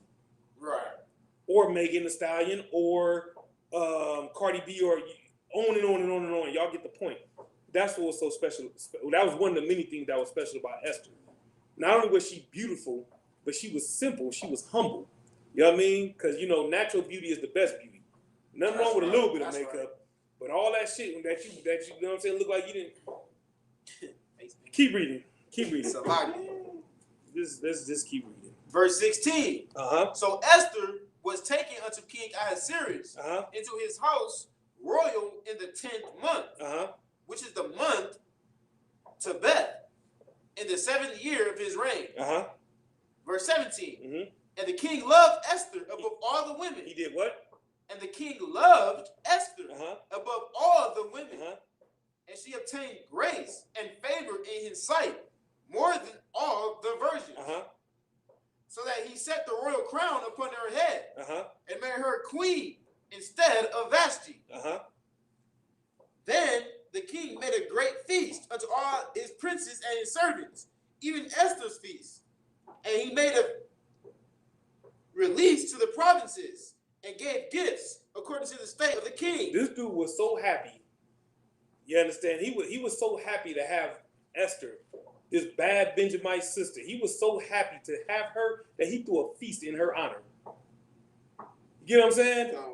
That's the power that our sisters have. Right. A man would love you so much that he would throw a feast in your honor. You get my point? This cat, man, we all know, based on what we read in the first chapter, this cat like to function. Right. You get my point? So he went all out. You get what I'm saying? Because that's what he does, and then not only that, but he's trying to shit on Vashti too, though. You get my point? He was trying to shame her in the process. You get what I'm saying? Keep reading. And when the virgins were gathered together the second time, then Mordecai sat in the king's gate. Esther had not yet showed her kindred, nor her people, as Mordecai had charged her. For Esther did the commandment of Mordecai, like as when she was brought up with him. In those days, while Mordecai sat in the king's gate, two of the king's chamberlains, Bigthan and Teresh, of those which kept the door, were wroth, and sought to lay hands on the king Ahasuerus. And the thing was known to Mordecai, who told it unto Esther the queen, and Esther certified the king thereof in Mordecai's name. And when inquisition was made of the matter, it was found out. Mm-hmm. Therefore, they were both hanged on a tree, and it was written in the book of the Chronicles before the king. So what happened there? What did Mordecai do? All right. He basically played on those two guards, their emotions to get them to do something against the king. No, they was gonna do that regardless. But what did he do? Shemaiah. He basically let them know what was gonna happen. He looked, yeah, exactly. He looked out. He looked out for the king. Why? Because the king had his niece. You get what I'm saying? So he looked out for him. You get my point? All he gave the king a heads up because he caught wind of what was going on, and instead of letting it go down, you get my point. He put the king up on game, and so because he put the king up on game, the two dudes that was plotting against him, instead of them doing the killing, they themselves end up being killed. Right? Let's keep reading. And when chapter 3, verse 1. After these things did King Ahasuerus promote Haman, the son of Hammedatha, the Agagite. Hammedatha, the Agagite, and advanced him and set his seat above all the princes that were with him. So in other words, he gave Haman a raise, right? He gave him a promotion, right? All right, you got your Bible dictionary with you? This is very important. Sir. I want you to read the definition of Haman. This is very, very, very important. Very important. Soon as you got it, read it. All right. Come. You said Haman? Haman. He's going to be in the Zondervan's Bible Dictionary. Very important. If you got the compact, it should be on page 214. I got the pictorial. Okay.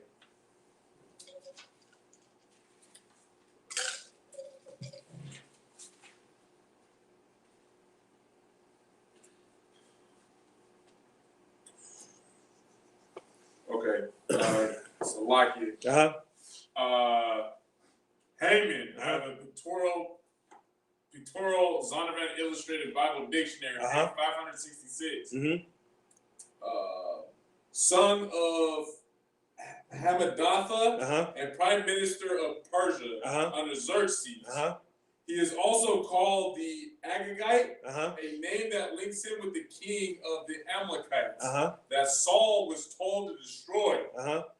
Haman became the bitter enemy of Mordecai, the uncle of Esther, because Mordecai, being a Jew, would not prostrate himself before. Okay, stop right there because we going, we skipping ahead. In the Zondervan's Bible Dictionary, what it says is, and this part is heavy as hell as we read on, right? Haman, the great enemy of the Jews.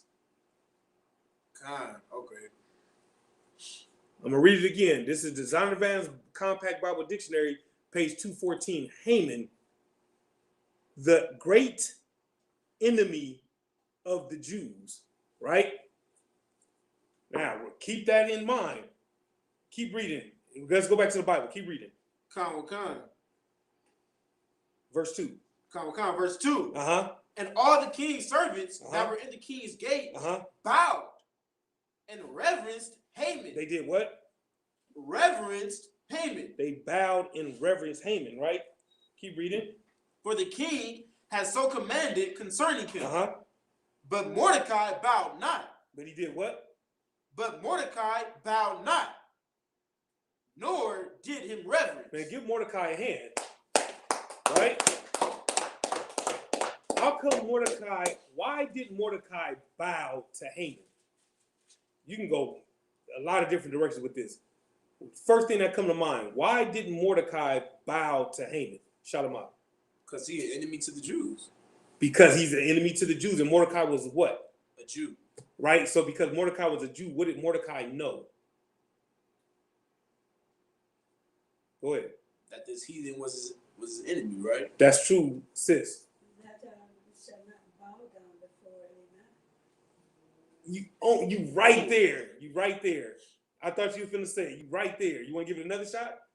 He shouldn't bow down before what? Any graven image and no man. Get a sister hand with the graven image. You're right about no man to an extent because we serve Christ. And Christ is our king.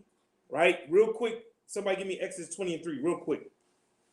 20 and 3, sir. 20 and 3. This is why this is why Mordecai, that upright and righteous Jew, did not bow to Haman. You understand? Because Mordecai was a Jew. Not only was he a Jew, he was proud to be a Jew. Right. You get my point? Give it to me. God. The book of Exodus, chapter 20, verse 3. Uh-huh. Thou shalt have no other gods before me. Thou shalt not what? Thou shalt have no other gods before me. That's why Mordecai didn't bow to Haman. Keep reading. Verse 4. Thou shalt not make unto thee any graven image or any likeness of anything that is in heaven above, or that is in the earth beneath. You get what I'm saying? Keep reading. Or that is in the water under the earth. Give me verse 5. Thou shalt not bow down thyself to them, nor serve them. Read it again. Thou shalt not bow down thyself to them, nor serve them. Nor serve them. This is what Mordecai knew. You get my point? That's why this day is so important, because Mordecai had something that Nick Cannon did not have, which is what? Equity. I said inequity. Integrity, that's a lot. Integrity. Mordecai had integrity. You get my point? What else did he have? You're right. You're absolutely right. He had integrity, which is something that Nick Cannon, Steve Harvey, T.D. Jakes, they wouldn't know nothing about. What else did he have? He had integrity, he had courage, he had honor. He had courage. He was courageous. Because, and why am I saying he was courageous? Because everybody else bowed. Y'all should understand this from y'all's daily walk. Do you know how hard it is to be the only one not bending your knee to Baal? Right. Think about y'all slaveries and all these Christmas parties that you don't partake in. Right. Think about all the pizzas that they buy at your slavery that you don't eat because all of them got pork on them. Think about how you go to your slavery wearing your shield of David when everybody think that you Jewish, or they think it's the Star of Molech and all this other stupid shit that has nothing to do with what the shield of David is really about. Right. Think about the fact that as a man, you grow your hair out and you grow your beard out. Think about it as a sister, how you would cover your head up and how you would be respectful and honor your husband. You get my point? It takes courage in 2021 to be that man or be that woman. Right. Haman did, Mordecai did this way back then. You get my point? And this is why we talk. Listen, man, what Mordecai did was so special, we talk about it every year. Because Mordecai had integrity, which is something that our so-called leaders are lacking today. Right. You understand? You want to know why we got these funky-ass slaveries today? Because Martin Luther King didn't have no integrity. Right. Martin Luther King was a goddamn coward. Right. You get what I'm saying? He could never be in the same category as Mordecai. Right. You understand? Keep reading. You wanted Exodus, sir? No. We're all done there. Let's go back to Esther. Oh, we on verse 3.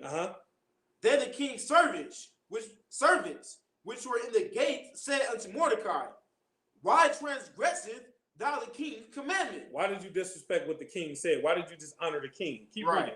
Now it came to pass that when they spake daily unto him, and he hearkened not unto them. He hearkened down unto him, meaning he didn't pay them no attention. Right? Keep reading. That they told Haman to see whether Mordecai's matter would stand. For he had told them that he was a Jew. That he did what? For he had told them that he was a Jew. Man, give Mordecai another hand. Do y'all understand what this brother did? He did the complete opposite of what Nick Cannon did. Nick Cannon brought them Jewish cats on his show and shed a tear over the punk ass Holocaust. Right. Meanwhile, with all the studying he did, he knows what the real Holocaust, what the true Holocaust is all about. Right. But yet he shed a tear and donated to the Jewish man. Right. He didn't denounce everything that he knows, that he learned and studied and all that, so he could bow his knee to Baal.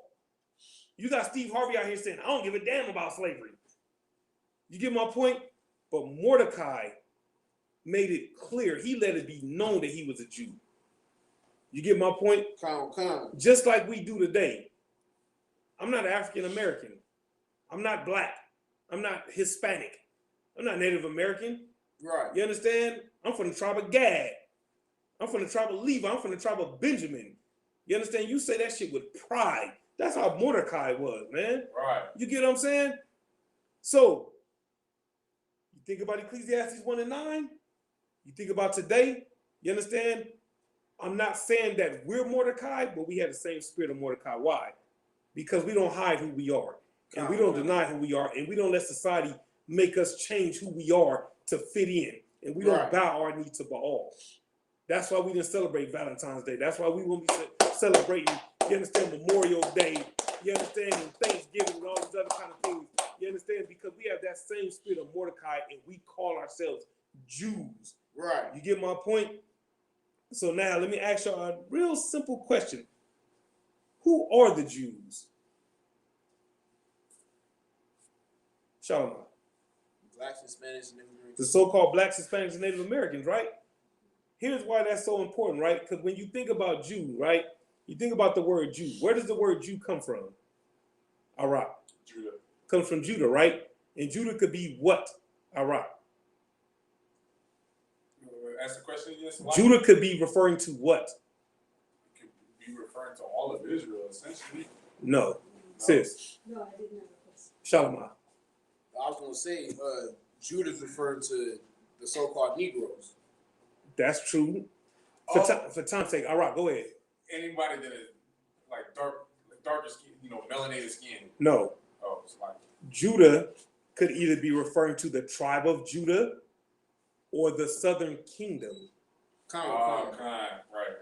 You get my point? So now, fast forward to today. You get what I'm saying? And you look at it today. If you had a brother named Jeffrey, what would you call him? If his full name was Jeffrey, what would you call him? Jeff. Right? You had a partner named Timothy, what would you call him? Tim. Right? So what are you doing? Shalom. Basically, referring to him short, like for short. You know what I'm saying? How else would you say short? All right. abbreviated. You would abbreviate it, right? There we go. That's what's happening here. That's more proof that the Jews are black. Because we abbreviate everything. Right. There's nothing that we don't abbreviate, especially now. I heard somebody say sus, and I'm like, sus? Fuck? Sus is short for? Suspect. I know you know. You get my point? Yeah. I'm trying to participate. You see what I'm saying? I'm sure.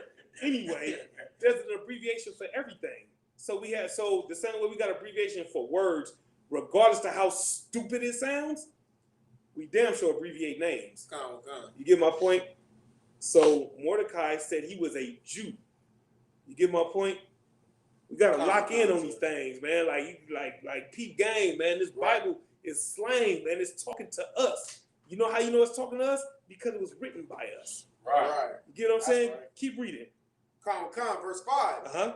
And when Haman saw that Mordecai bowed not, nor did him reverence, then was Haman full of wrath. So we know Haman was mad, right? Right. Keep reading.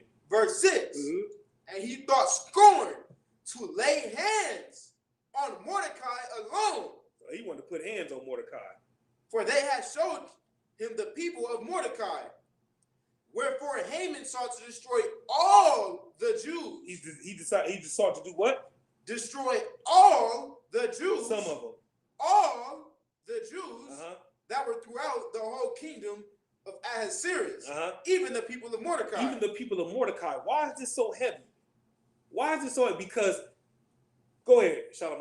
I was going to say, if I may, sir, like, it looked like it say first, and once again, just showing that this is written by, black people, blacks, Hispanics, and natives, just the slang of he wanted to lay hands on Mordecai, and it says alone. Right. I mean, at first he was just thinking about killing Mordecai by only Mordecai, since he was the one who did the disrespected. And then he changed his mind and said, you know what, I'm gonna destroy all of your people. Since you said this, since you said that you got this type of pride, you don't want to bow your head to me because of who you are, I'm gonna destroy any Jew that might feel the same. So he sought to destroy all of Mordecai's people. You see what I'm saying? But Right. That's so heavy that if I could, that's so heavy that it's written like that, and also goes to show how wicked this heathen was. Right. That first he was like, okay, it's you, but now I'm making it about all of y'all. Right. You get what I'm saying? That's an excellent point about Iraq. Salakia, sir. There's a caveat with the officer was bringing out. You know, not only that, but you can just take what happened to the Gadites, for example, the so-called Native American men, when Esau came over into North America. You know, they had their eyes might have been set on just one person, little onesies and twosies, but then it just turned into, you know what, we just gonna take them all out and take this entire land. Right. And I'm glad you mentioned that, because that's how I was going to piggyback off what the brother just said. That's how childish and that's the spirit of the so-called white man. Right. He gets so mad. He has so much hatred towards us.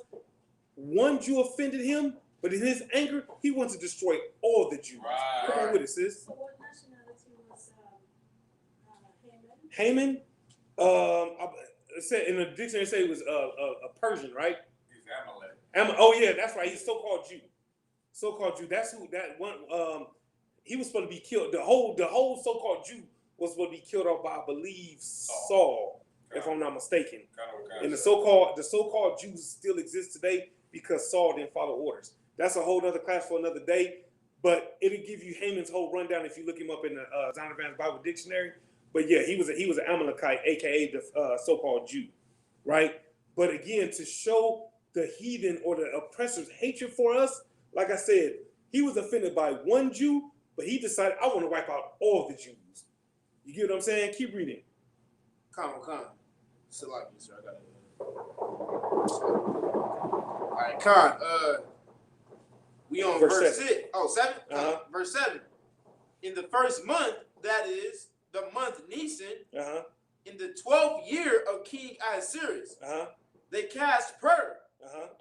That is the lot before Haman from day to day, and from month to month, to the 12th month.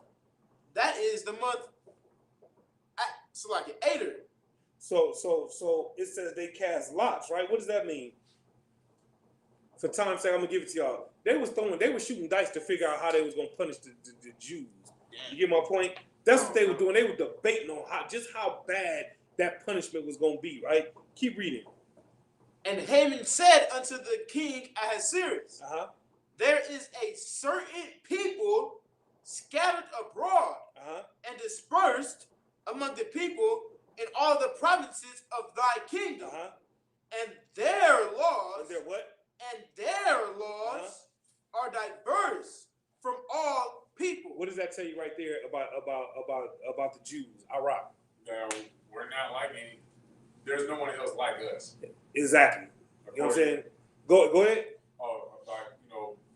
According to our laws versus their laws, we have completely different laws. Exactly. Go ahead. Yes. Oh, yeah. I was gonna say, it just goes to show you that even way back then, no matter where we were, as long as we had our law, we really carried ourselves as a holy people, as a separate people than everyone else, 100. even living amongst them. 100. Think about what he just said, though, right? He said, and their laws are diverse from all people. What does diverse mean? Different. Diversity, right? Is how it's said today. Let's say diverse, meaning what? The laws that they kept, nothing like any of the other people that we've ever seen. Right. Which is why, you know what I'm saying, in Deuteronomy 7 and 6, when the Most High called us a holy people, this is what he was talking about. Because the laws that we keep, the law, statutes, and commandment that was given to us, makes us, not only does it make us separate from everybody else, but it makes us what? That's true, but in being peculiar, that makes us what? Makes us better than everybody. That's the word I was looking for. It makes us better than everybody else. Right. That's why he was so blown away. Like, damn, the shit that they doing is different from all the other people. You get what I'm saying? Keep reading. Come. Their laws are diverse from all people. Neither keep they the king's law. Neither what? Neither keep they the king's law. Did I hear that? All right. Because they follow the law. they followed the laws of the Most High. Exactly. You get what I'm saying? Because the laws of the Most High superseded the laws of any heathen. Right. You understand? Keep reading. Con. Therefore, it is not for the king's profit to suffer them. Mm-hmm. Verse 9. If it please the king, let it be written that they may be destroyed. That they may be what? That they may be destroyed. And I will pay 10,000 talents of silver to the hands of those that have the charge of the business to bring it into the king's treasuries. You get what I'm saying? Keep reading. Con. And the king took his ring from his hand and gave it unto Haman, the son of Hammedatha, the Agagite, the Jews' enemy. The Jews' friend. The Jews' enemy. The Jews' ally. The Jews' enemy. Do y'all understand what's going on here? Con. This heathen hated us so much that he was willing to pay and put men in charge to make sure that our people were destroyed. That's how much hatred that they have for us. Had, right? Had or have? Thank you, right? How do you know? Think about how we started the class. Ecclesiastes 1 and 9. There's no new thing under the sun, right? Con. Anybody know what happened with that Daniel Prude murder? Anybody familiar with Daniel Prude? Daniel Prude, that was killed by cops. Y'all look him up real quick. Why am I using him as an example? Maybe there was no consequences. That's it right there. Because they all got off for killing that brother. You get my point? Con. So you think about what happened back then. He was willing to pay men to destroy the Lord's chosen people. Right. You look at it today, you got cops who get paid to destroy the Lord's chosen people. You get what I'm saying? Come on with it. Isn't that what I think the agenda for Bill Gates to do as well? Come on. I mean, I haven't read up on it for me to speak on that, but the fact that he's a so-called white man, I wouldn't surprise me. I don't put anything past any heathen who's looking to destroy us. He's the one that is pushing the vaccine. Okay, well, I mean, again, because of this particular class, I don't want to go too much into the vaccine. What I will say is, based on the studies of the vaccine, there has been some side effects here and there. There have been, you know what I'm saying, a few deaths here and there, but there's been more people that have been cured with the vaccine than have not been cured with the vaccine. You know what I mean? And like I said, I don't want to spend too much time on it because of this particular class, but if you want to go over it next week, we can definitely go over it next week for sure. But because of what Mordecai and Esther did, I want to focus more so on what they did. Come on with it. I was just going to say, sir, and this goes to show you how, why the scripture, you know what I'm saying, caused their hatred for us a perpetual hatred. Exactly. You know what I'm saying? Because people spend money, people think, in the world, heathens, it's nothing more important than money, silver, gold, dollar, you know what I'm saying? Right. And they spend their money on what's most important to them. So the fact that he was willing to spend his money on the death of Jews, it just goes to show that there was nothing more important to him at that time. Nothing would have made him happier than, black people being killed off, basically. You know what I'm saying? Right. We're being willing to pay whoever. Like he basically put a what's the word? But basically almost like a wanted sign. Right. Like anybody that kills a Jew. You know what I'm saying? The fact that that's what he was going to spend his money on, it just goes to show how deep their hatred drives. Right. Now that's 100. For time's sake, skip down to 13. Come on, sir. This is the book of Esther, chapter 2 and verse 13. We in 3. 3 Oh, and 13. 3 and 13. And the letters were sent by post into all the king's provinces to destroy, to kill, and to cause to perish all Jews. Son. All Jews. Both young and old, little children and women. In one day, even upon the 13th day of the 12th month, which is the month Adar, and to take the spoil of them for prey. And to take a spoil of them for prey, right? In other words, there was letters sent out for all the Jews to be destroyed. Right. The reason why this is so heavy is because we're reading about this, but yet Christians will come up with any reason whatsoever to make us want to love the same people who sent out letters for our people to be killed, wiped out. Right. Not some, but all. You get my Con. point? Keep reading. Con. Verse 14. Uh-huh. The copy of the writing for a commandment to be given in every province was published unto all people. Unto all people. Uh-huh. That they should be ready against that day. Uh-huh. The post went out, Uh-huh. being hastened by the king's commandment. Uh-huh. And the decree was given in Shushan, the Uh-huh. palace. Uh-huh. And the king and Haman sat down to drink, Uh-huh. but the city Shushan was perplexed. It says, and the king and Haman sat down to drink. Because they don't care about the Jews. They so nonchalant about it. You understand? They so nonchalant about it, man. Let's go have a drink, man. Let's go sit back, man, and let's come together, man. Let's just kick back. You know what I'm saying? We had a nice productive day. We decided that we're gonna kill the Jews. You get what I'm saying? Let's drink on this. You get my point? And it didn't bother them at all. How do you know? Because they was willing to, after all this plotting to destroy the Jews. Not some of them. It said all of them. They sat back and had a drink because shit, man. We had a hell of a day today, man. Let's drink on this. Come on with it. It's just like now today, they still kill us and they just go about their lives like nothing happened. Listen, man, that's 100. And that's why, again, I started the class with Ecclesiastes 1 and 9.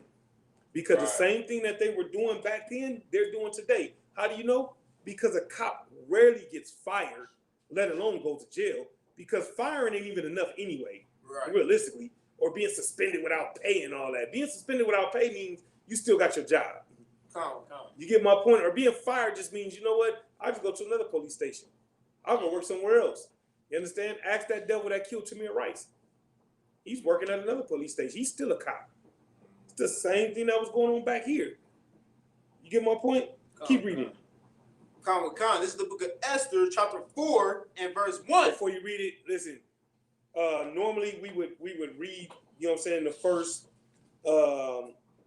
we would read all these verses because all of them, these first 5 books, 5.5 books are like hella important, and then the whole book of Esther is important. But for time's sake, we skipping around a little bit, right? So go ahead and read verse 1 in chapter 4, please. When Mordecai perceived all that was done, Mordecai rent his clothes. He did what? Mordecai rent his clothes. Which meant what? All right. Like ripped him. Yeah, but why did he do that? Because he was lamenting. Right. You see what I'm saying? He was in mourning, right? Because he found out what? These heathens is trying to wipe us out. You get what I'm saying? And that's what we used to do back then, man. We don't do it today, but we damn sure lament. You get what I'm saying? We damn sure will shed a tear. Well, those who give a damn. Right, come. You get my point? We'll shed a tear, man. You get my point? And we'll be hurt and heartbroken over the condition in the state of our people. Right. Which again goes to show you Mordecai's integrity. You see all this death in the Black, Hispanic, and Native American community, and our so-called leaders don't give a damn about none of it. How do you know? Because to them it's just business as usual. You don't hear nobody speaking on none of this stuff. None of it. All this shit that's going on in Houston, and where's our so-called leaders at? Right. Which one of them saying, you know, I'm going to fly to Houston, and I'm going to be right there with them, and I'm going to give them aid, and I'm going to buy supply, and I'm going to do this, I'm going to do that. Which one? Outside of the UPK. Right. You get my point? Come. Because unlike Mordecai, these brothers today don't have any integrity. They don't have any courage. Because they care about the approval of the so-called white man. That's right. And they don't want to say anything or do anything that'll rock the boat, that'll mess with that money. You get what I'm saying? Because their own selfishness supersedes, you know what I'm saying, the condition of their people. Keep reading. Mordecai rent his clothes and put on sackcloth with ashes and went out into the midst of the city and cried with a loud and bitter cry. He did what? and cried with a loud and bitter cry, and came even before the king's gate, for none might enter into the king's gate clothed in with sackcloth. And in every province, withers over the king's commandment and his decree came, there was great mourning among the Jews. There was great what?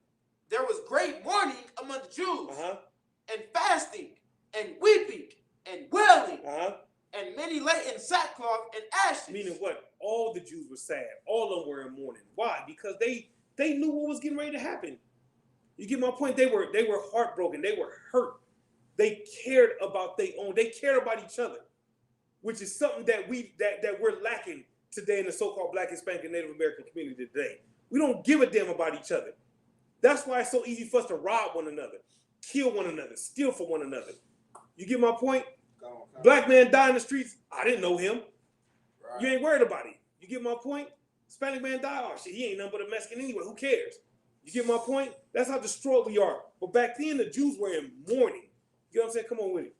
And I was gonna say it's so heavy, like when it says that, you know, he put on all of these ripped clothes and ashes and you know, all this mourning apparel, and still went to the king's gate to still let him know, like we, you know what I'm saying? Because it says, you know, he wasn't allowed to be at the king's gate dressed like that. Right. He went anyway. Exactly. Right. Go ahead. I was gonna say, so like, I mean, cut you off. No, he went anyways, just to, I don't want to say the flex, but just to let it be known, like, I'm still here. You know what I'm saying? I'm still not, you know, whatever y'all saying, I'm still caring about my people first. Exactly. You know what I'm saying? Exactly. Come on with it. If I may, so just to caveat what the officer was saying, you know, he put the customs of his people before what the hell the king, exactly, you know, what his laws were. His love for his people superseded whatever the hell the king had going on. Right, exactly. You know what I'm saying? His love for his people. Right. Which is something that's lacking today. Right. This is why we talk about Mordecai every year. This is why we talk about Esther every year, because what they did was something that we all need today. You understand? Which is to not be selfish. We need to learn how to be selfless. Right. You get my point? And care about that black man sitting next to you or the Hispanic man sitting next to you. You get my point? Keep reading. Verse 4. So Esther's maids and her chamberlains came and told it to her. Then was the queen exceedingly grieved, and she sent raiment to clothe Mordecai and to take away his sackcloth from him. But he received it not. But he did what? But he received it received it not, which tells you what? Mordecai was a real nigga. Right. You know what I'm saying? Now, Esther up there, she living large. She's a queen now. So she sent clothes to her man, like, because they're still her people's. But Mordecai cared more about the, you know, man, I don't give a fuck about these clothes. You know, my people's finna die. You think I care about these clothes? Right. To hell with these fancy ass clothes. Nigga, my people finna die. You get my point? Steve Harvey would have took them clothes. Right. Nick Cannon took them clothes. That's why he getting his show back. You get my point? Mordecai said, damn that, man. The love for my people supersedes some punk ass clothes. Right. You get what I'm saying? Keep reading. Then called Esther for Hadich, one of the king's chamberlains, whom he had appointed to attend upon her, and gave him a commandment to Mordecai to know what it was and why it was. So Hadich went forth to Mordecai unto the street of the city, which was before the king's gate.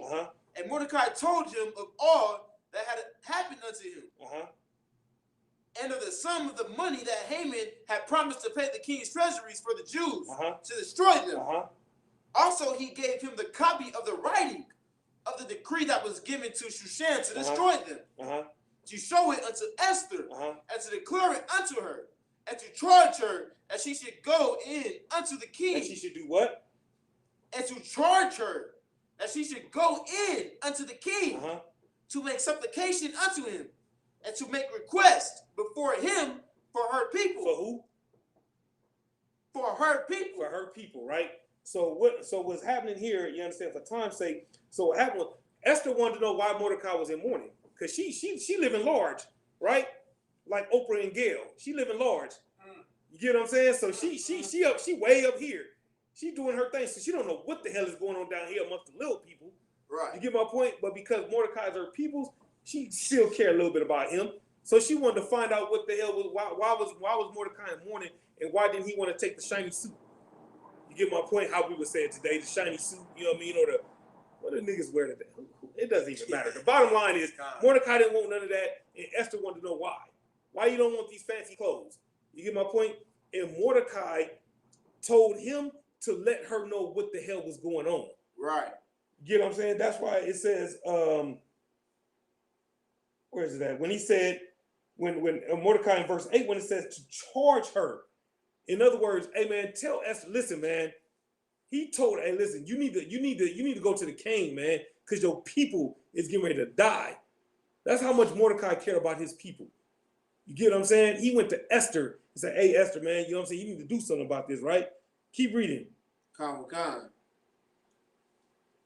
It's like verse 9. And Hadach came and told Esther the words of Mordecai. And Esther spake unto Hadach and gave him commandment unto Mordecai. All the king's servants and the people of the king's provinces do know that whosoever, whether man or women, shall come unto the king into the inner court, who is not called, there is one law of his to put him to death, except such to whom the king shall hold the golden scepter, that he may live. But I have not been called to come in unto the king these 30 days. That was Esther's response. That was Esther's response to what Mordecai said. Mordecai telling her, hey man, listen, man, you need to go holler at the king because our people finna get put to death. Her response was, well, the king has a law, you know what I'm saying, that unless you get permission from the king, you can't go holler at the king without his permission. You get what I'm saying? So she was more concerned about that than she was about her own people. Right. How would you fast forward that to today? You got Gladys Knight that's going to be singing the national anthem at the NBA All-Star Weekend. Despite everything that's happening to her people. Now, mind y'all know, anybody that's in here that know who Gladys Knight is, y'all know Gladys Knight been around for a long time. So, you know, she done seen, even from her perch, she done seen and heard about shit that's been going on amongst her people. Right. But yet it didn't stop her from being willing to sing the national anthem. You get my point? This is in so many words what Esther is saying here. You get what I'm saying? Keep reading. Verse 12. And they told to Mordecai Esther's words.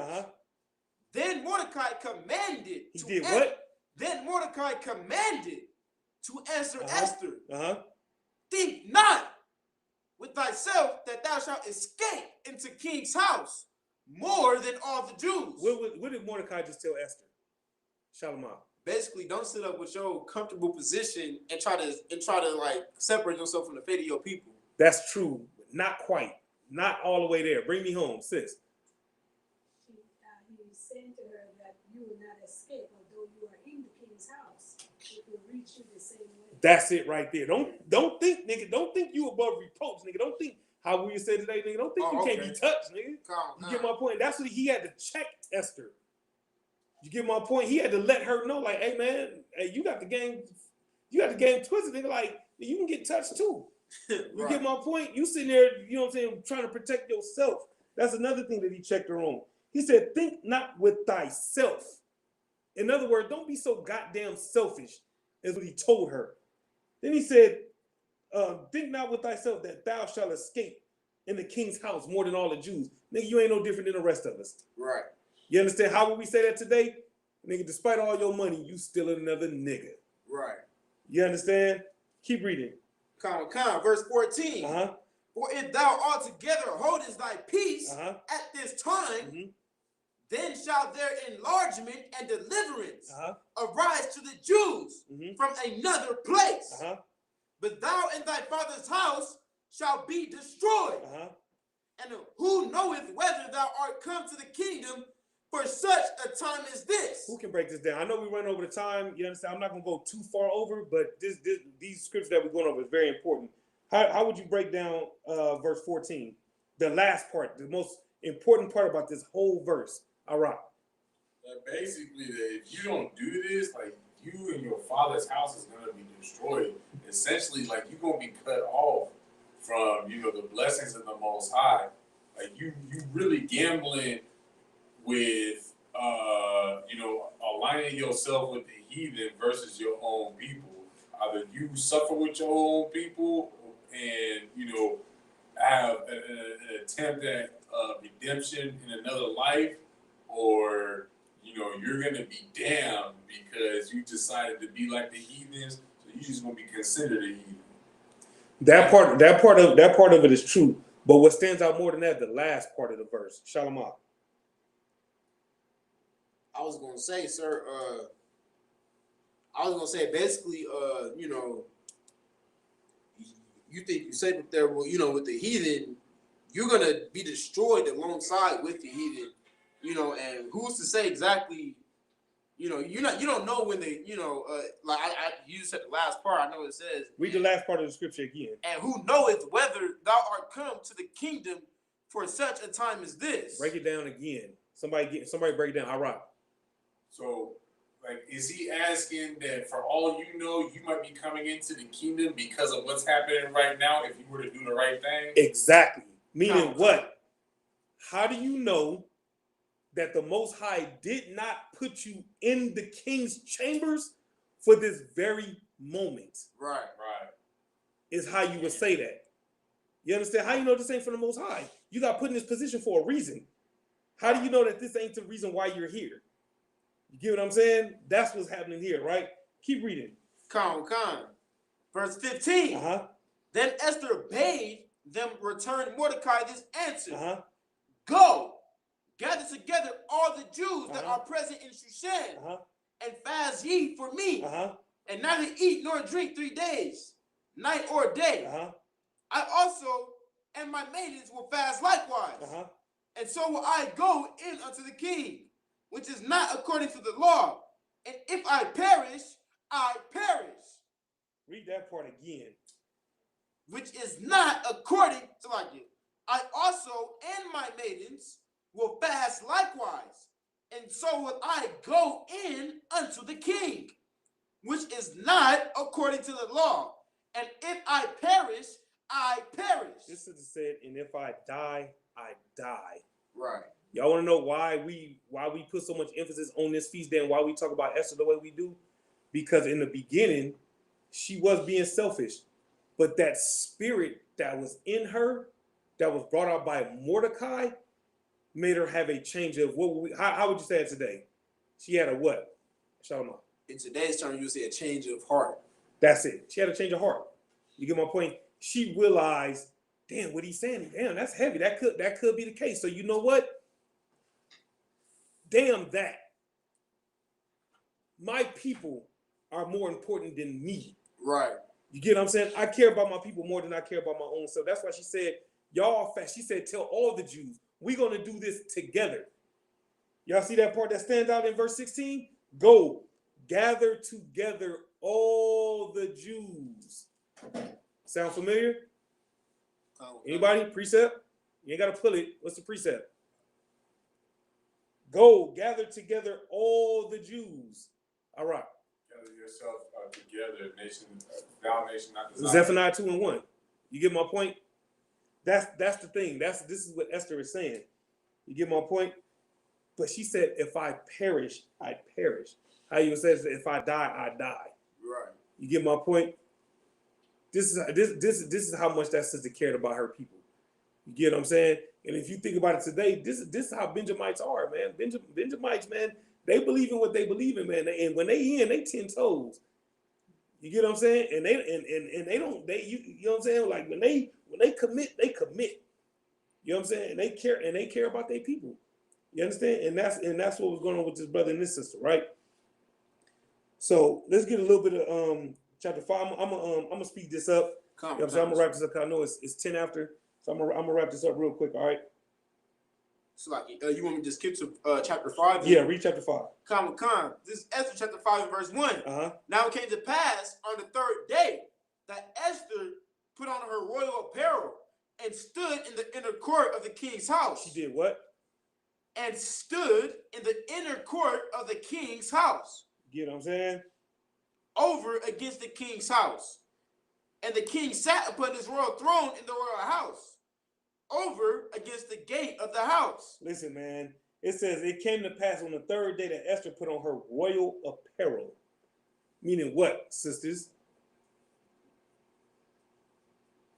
Shemaiah. Her best, you know, she was blind. She was her best stuff. Thank you. Get us a hand, man. Esther knew what to do. She said, shit, man, I'm finna put on some of this good shit. Man, listen, man. I'm finna fast it through. I'm finna get my mind right. I'm finna get my spirit right. You know what I'm saying? I'm finna, man, listen, man. I'm finna do what I do. And all the sisters should have had their hand raised. You wanna know why? Because all y'all sisters know what to do when y'all trying to get something out of y'all mans. Y'all know what the hell to do. Y'all put on something. You know what? For time's sake, keep reading. Come on. Verse 2. Uh-huh. And it was so, when the king saw Esther the queen standing in the court, that she obtained favor in his sight. Yeah, she did what? She obtained favor in his sight. Meaning what? Going back to what I was getting ready to say. Right. He seen her. I said, hot damn. You get what I'm saying? His eyes were probably this goddamn big. He seen how bad Esther was. You get what I'm saying? So you think about some Benjamites today, right? I was trying to look up something that was famous that you would think of, right? You know what I'm saying? I know Rihanna's a Benjamite, you know what I'm saying? In her prime, you know, she was, you know what I'm saying? She was that chick, you know what I mean? Megan Good's another Benjamite. You get what I'm saying? Like, think of Esther like that, but better. Think about the baddest Benjamite sister that you can think of in times by 10, because that's what Esther was. Why am I saying that? Because Esther was on the right-hand side. These hoes is on the left-hand side. That's right. You get my point? So Esther was like the best of the best. You know what I'm saying? She was, you know what I'm saying? She was up there. Right. You know what I'm saying? This is the top of the line, high quality, fine Benjamite sister. You know what I'm saying? Back in, you know what I'm saying? You know what? Keep reading. Just keep reading, man. Come. And the king held out to Esther the golden scepter that was in his hand. He did what? And the king held out to Esther the golden scepter. He held out the golden scepter. Why that's so important? Because you got to remember, she said herself, if you don't hold out that golden scepter, you know what I'm saying? And you try to come up in here, you're going to get put to death. You know who was able to get that golden scepter? Esther. You want to know why? Because the king was like, hey, let her in. You get my point? Because Esther, just like our sisters stand out from all these other nations. There's nothing that a heathen can do that can fuck with what our sisters can do. That's right. That's right. What I'm saying? If you Black, Hispanic, and Native American, y'all don't need Botox. Y'all don't need a ton of makeup. Right. Y'all don't need implants. Y'all don't need none of that. All y'all gotta do is be y'all, and y'all shit on every other nation. Right. You understand? Keep reading. Come.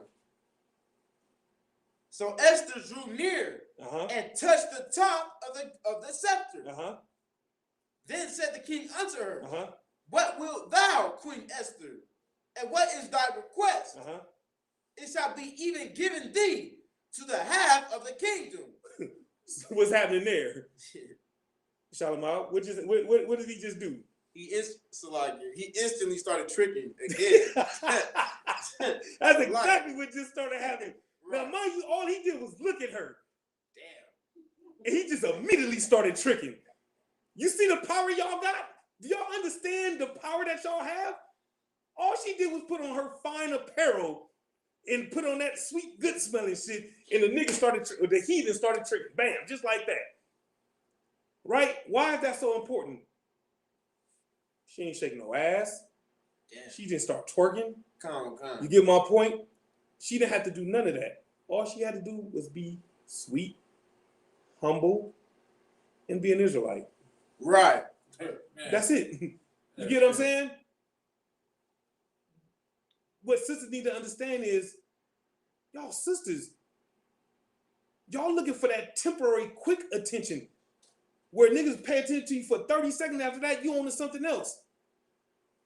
This sister right here, she has permanent attention. Why? Because thousands of years later, we still reading about this sister. Right. Give Esther a hand again, man. Got this heathen came to trick on her. You get my point? Keep reading. Come. Sluggy. Verse 4. He offered to give her half of everything. You get my point? Right. Keep reading. And Esther answered, if it seem good unto the king, let the king and Haman come this day unto the banquet that I have prepared for them. Prepared for him. So what's so important about that? What did she do? The Benjamite sister. What did she offer to do for the king and Haman? Well, have a dinner. You're right. Bring me home though. What was she trying to do for them? Think about your business and think about what you do. I don't know if I was saved like how you want me to. I'll pass. It's Shemaiah. She wanted to cater to them? She wanted to cater to them, but she put on a feast. She showed her skills. She was ready to show her virtue. I went to you because you're a Benjamite, like this sister right here. She was trying to show her skill. Like, listen, man, she said a banquet. And the reason why I went to you because you cook food. And you cook really good food, right? You brought that food to the barbecue. You get what I'm saying? And I was like a banquet. That's what this sister was trying to do for the king and Haman. You get what I'm saying? But look at how she did it though. If it seemed good unto the king, why is that so important? So she basically made it. She used like the righteous manipulation to make it seem like it's his idea. You see what I'm saying? You know what I'm saying? She used them sweet, kind words, and then she used the thing that'll get every dude, whether you a heathen or a Negro. Right. What did she use? Food. Select. Thank you. God. Food. You want to break a nigga down, man? You get that nigga some food, some drink, and a shot of that thing, and he's done for it. Right. You understand? I'm like, you can't say that. You can't say that. Just saying though. I'm just right. Oh yeah. You know what? Hey, I shouldn't be giving up so much game. That part out. Right. You're right. Hey, yeah, we gonna rub that out of the video. You understand? I'm giving up too much game over here. Man, it's lucky. You know what I'm saying? Go ahead. A lot of people don't know. Well, today's younger women don't know the way to a man's heart is his food. This is what? Food. This is what? Get a sister a hand, man. This is a wise sister right here, man. Get my point. She understands, man. You know my point. That's what I'm saying. So, let me see. Let's drop down to verse. Let's drop down to verse 9 for time's sake. Let's go. Then went Haman forth that day joyful, and with a glad heart. He went what? Joyful and with a glad heart. You get my point? Come. Food and drink. You get what I'm saying? It works every time, right? Keep reading. But when Haman saw Mordecai in the king's gate, that he stood not up, nor moved for him, he was full of indignation against Mordecai. So what happened again? He was doing cool. As soon as he seen Mordecai, he thought Mordecai was going to bend his knee to Baal. And Mordecai said, I'm not bending my knee to Baal.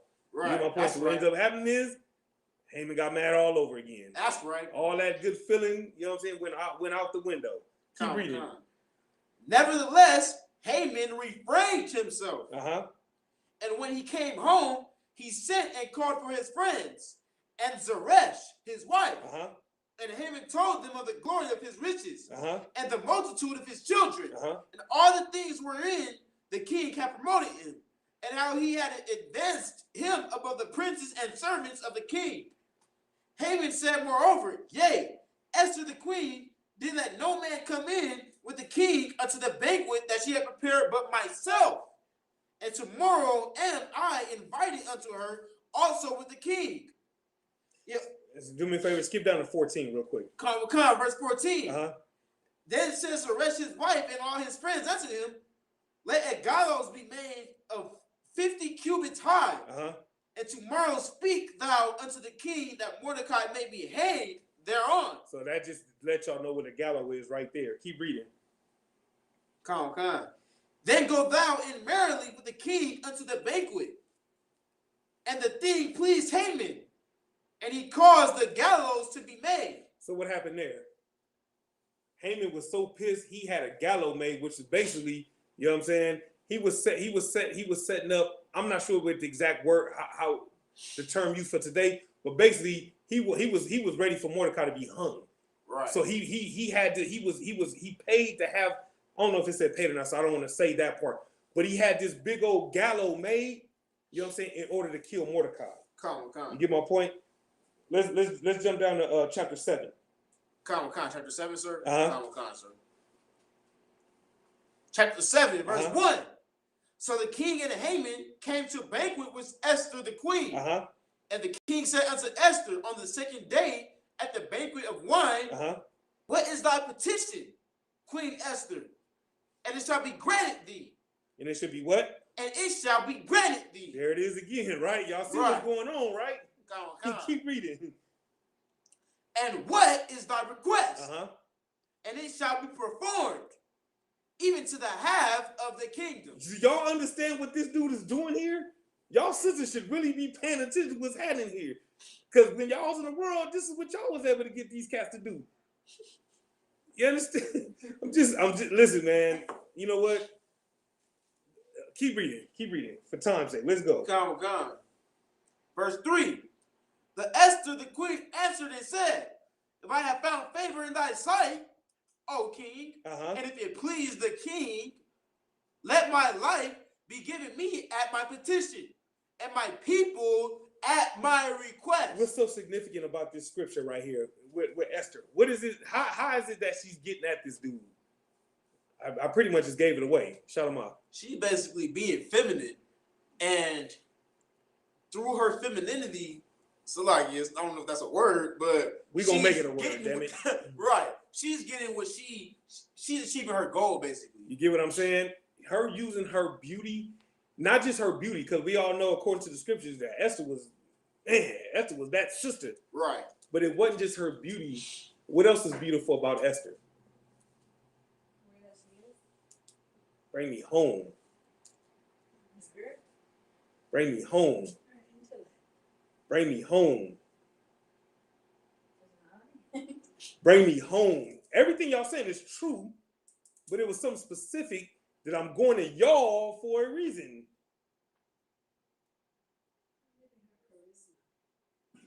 Yes, but bring me home. The kindness and humility and the sweetness. Read how she's talking to him. She's not talking to this nigga all I'm just heaving reckless. She's not getting at him crazy. She's using sweet, kind, humble words. If it please the king, if I may, and all these sweet, kind, humble words. You want to break a man down? Come at him like this. And you damn near get whatever the hell you want. Right. Oh, yes, like. Move right along. Let's go. Keep reading. We're going to edit that part out. Right. Keep reading. Verse 4. Uh-huh. For we are sold, I and my people, to be destroyed, to be slain, and to perish. But if we have been sold for bondmen and bondwomen, I had held my tongue. Man, read that part again. But if we have been sold for bondmen and bondwomen, I had held my tongue. What did she just say? What did Esther just say? If I may, she basically saying, like, y'all put out a decree for us to all be destroyed and killed, but y'all would have put out a decree for us to be in captivity. I might have not even said nothing. You get what I'm saying? Right. That's the thing. She would have kept her mouth shut. She would just roll with it. You know what I mean? But her love for her people, y'all trying to kill us, man. You trying to kill us all, man. I gotta speak on it. Right. You get what I'm saying? Y'all trying, man, listen, man, y'all trying to get rid of us, man. You get what I'm saying? Like that's not an option. You understand? For you to, you know what I'm saying, take out all of my people. Come on with it. Right. Exactly. And she's saying, if y'all just wanted to sell us into slavery, I probably wouldn't have said nothing. Trying to kill us, man. I gotta speak on it, right? Keep reading. Although the enemy could not countervail the king's damage. Verse 5. Then the king Ahasuerus answered and said unto Esther the queen, who is he and where is he, that there's presumed in his heart to do so? Man, read that again. Okay, you ain't gotta read it again. Let me ask y'all. What did the king just say? What happened there? He basically like, well, tell me who it is and what it is, and it's done, basically. You see what I'm saying? Think about, again, Ecclesiastes 1 and 9. right? And y'all think about today, right? I'm gonna put it on y'all brothers in this room. Let's just say your wife come to you, hey man, them niggas over there tripping. Who tripping? Who trying to fuck with my girl? Nigga, what's happening? That's what the king just did. Come. Nigga, how dare you? Who mess with, man, who trying, man, what's happening, man? Who trying to bring harm to my queen? Right. You get my point? Again, the parallels, man. Y'all got to really pay attention to these parallels. Come. The same way, you understand, that we was willing to do whatever had to be done for our sister, our daughters, you understand, our nieces, you know what I'm saying, our wives. It's no different. Even though he's a heathen, I'm not bigging him up. The point is, though, this was happening way back then. You get what I'm saying? Keep reading. Come. And Esther said, the adversary and enemy is the wicked Haman. Man, read that again. And Esther said, Uh-huh. the adversary and enemy. And who? An enemy Uh-huh. is the wicked Haman. Is this wicked Haman? What did she do to Haman that whole time? What was she doing to Haman? She basically built the king up to bring Haman down. Like, she basically like threw on all of her greatest, apparel and perfume and all of that to get all sweet and kind and then say, Haman is such a monster. Haman is doing all of this. Please stop him. You know what I'm saying? She basically did that. That's true. I heard somebody say something over here. What'd you say? Yes. Yeah. Exactly. She played him. To just sum it up, she played him. You know what I'm saying? She could have just hollered at the king, but she wanted Haman there too. You get what I'm saying? All right, what was you finna say? Oh, I was just gonna say that she buttered him up to play him. Exactly. She invited Haman to the get down too, so he can eat and drink and all that good stuff, and played him. Right. You get what I'm saying? Because not only did she call him out, she made sure that she called him out. Now, by calling him an enemy and calling him wicked. Right. You see what I'm saying? You see how she just lay low, sweet kind words, then bam. You get what I'm saying? Hit him with that hardcore. You get what I'm saying? That's what Esther was. She was able to use her femininity to her, to her advantage. Right. And when the time came, you understand, she was able to show who she really was. She was able to show that her love for her people superseded sitting up in his throne and sitting up in his high seat, you understand, and living off the fat of the land while her people get murdered off. Come. You know what I'm saying? Keep reading. Then Haman was afraid before the king and the queen. Then he was what?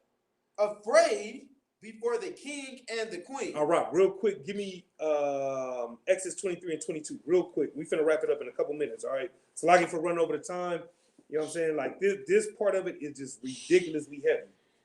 Repeat. Exodus 23 and 22, real quick. Once he reads it, you'll understand, based on what we just read, you'll understand why we pulling this. God, book of Exodus, chapter 23, verse 22. Uh-huh. But if thou shalt indeed obey his voice, and do all that I speak, then I will be an enemy unto thine enemy. And I will do what? I will be an enemy unto thine enemy. And I will be an enemy unto thy enemy. Keep reading. And an adversary unto thine adversary. And an adversary unto thy adversary. Meaning what? The Lord was with her. So Haman went from being this big tough guy, ready to kill off all the Jews, and now what is he doing? What is Haman doing now? Yeah, what else is he doing though? He's in fear. What else is he doing? You're right. But everything you said was true. What else is he doing? Now he's begging for his life. That's what I wanted you to say. Now he's begging. He went from being ready to kill to now he's begging to have his life spared. You get my point? You want to know why? Because she served the Lord. Right. You get what I'm saying? And this right here is proof that we don't have to do nothing. All these cats out here talking about let's pick up guns, let's go do this, let's go do that. We don't have to. COVID is doing it. You get what I'm saying? COVID is wiping these devils out, and we ain't lifting not near finger. Right. That's right. And not only is he wiping them out physically, but he's wiping them out how? Mentally. Spiritual. Anybody. Because that's not the answer I'm looking for. How is he wiping them out? Can't wipe them out spiritually. Financially? Financially. Y'all know the white man care about his money more than anything else. Right. He's wiping them out financially. You get my point? And this is what happens. And mind you, we not even all on the right hand side yet. Can you imagine once we all start serving the Lord, what he'll do? Come. You get my point? Keep reading. Come. So like verse 7. And the king arising from the banquet of wine in his wrath. In his what? In his wrath. I mean, he was pissed. Right? Come. He was pissed because Haman dared, you know what I'm saying, come up against his wife. Right. You get my point? Went into the palace garden. Hold on, wait a minute. Where you reading that? Oh, yeah, 7, right? Keep reading. Come. Went into the palace garden. And Haman stood up to make request for his life to Esther the queen. For he saw that there was evil determined against him by the king. Then the king returned out of the palace. Then the king returned out of the palace garden into the place of the banquet of wine. And Haman was fallen upon the bed whereon Esther was. Read that part again. Then the king returned out of the palace garden into the palace of the banquet of wine. And Haman was fallen upon the bed whereon Esther was. And Haman was fallen upon the bed whereon Esther was. All right, read Exodus 23 and 22 again, just the last part. It's like, for time's sake, the Most High said, I'll be an enemy unto y'all and unto thy enemy if you serve me. Right?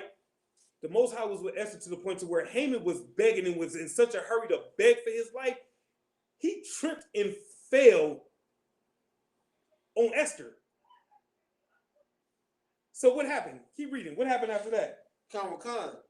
Then the king said, will he force the queen also before me in the house? Read that again. Will he force the queen also before me in the house? Why is he saying that? Just from what I can read, was he basically asking, like, you gonna rape my wife right in front of me? Exactly. King faded. He already pissed at Haman. So like, damn, not only you gonna try to kill my woman's people, then you gonna try to rape her too? That's what the Most High can do when you on the right hand side. You understand? Right. He can turn your enemy. He can be an ally unto you, and he can be an enemy unto your enemy. So things went from being all good for Haman, where he got promoted, he getting all this money, and now it looks like he's trying to rape the king's wife. Right. Keep reading. As the word went out of king's mouth, they covered Haman's face. They did what? They covered Haman's face. What did they put on Haman's face? All right, I know you know. Essentially like a muzzle. No.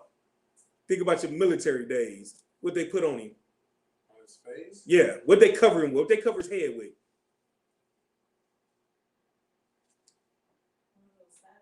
Get the sister hand, man. Put that black mask over that nigga's head, over that heathen's head. He has to go.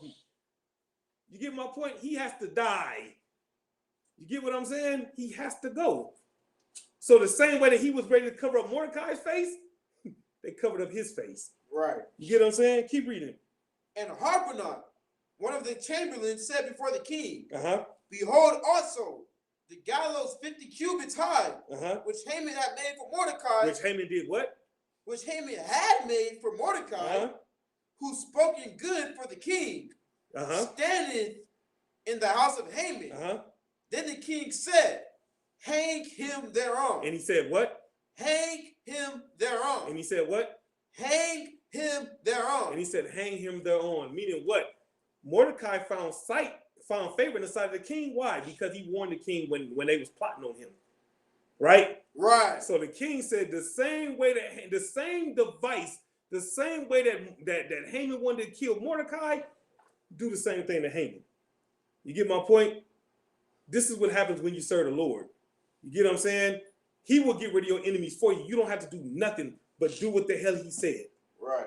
That's all you got to do. And if you do those things, you got to worry about nothing. The Most High will take care of you, right? Read this last verse. So they hanged Haman. And they did what? So they hanged Haman on the gallows that he had prepared for Mordecai. And he did what? That he had prepared for Mordecai. Then was the king's wrath pacified. What does that part mean? Shalom. He felt better afterwards. He was good. Right. Try to come up against my queen? You know, you out of your goddamn mind? Off with your head. And what's so crazy about that is the same gallows that was set up for Mordecai, you get what I'm saying, was used against him. You get what I'm saying? So all this space force and all these things that the so-called white man has created will all be turned against him, right? So now, in the midst of, because we're gonna end there, right? But I want to ask y'all something, right? We're gonna end on this, right? Let me ask y'all something, right? So now, in these books that we read, and there was a lot more that we had to skip over for time's sake, so like y'all for running over, right? But in the midst of all that, right, we read Mordecai being a just man. We read that Mordecai wouldn't bend his knee to Baal, right? We understand all that, right? We also understand that Esther, with her kindness and her humility, was able to gain favor in the sight of the king. So, but she was chosen above all those other virgins. You get my point? He chose Esther. He chose a sister, right? Her being quiet and keeping her mouth shut is how she was able to gain favor with that heathen king. He never knew that she was a Jew. You get my point? So we know Mordecai was a Jew. He stood strong for his people, and Esther essentially stood strong for her people, right? And we know how honorable Esther and Mordecai was, right? In the midst of all that we read, what didn't we read about Esther? That's the hint that I'm gonna give y'all. What didn't we read about Esther? If I may, I could be wrong, but she didn't sleep with the heathen. Get her brother a hand. That's the thing. She did all that and didn't even have to lay with that heathen. You get my point? One of y'all sisters should have answered. One of y'all sisters online should have answered, because y'all done got thousands of dollars out of niggas and never gave him even a shot. Y'all didn't even let him get it. Didn't even let a nigga get a sniff. You get my point? But he fucked off thousands of dollars on y'all. You get what I'm saying? Some of y'all might not have got as much because you know what? Okay. So listen. The bottom line is this is what was so special about Esther, and this is what happens when you serve the Most High. You get what I'm saying? She didn't even have to sleep with that heathen, which means she didn't have to do what? Shalom. Break the law. She didn't have to break the law. You understand? And with that, Pastor preaching officer, I'll rock.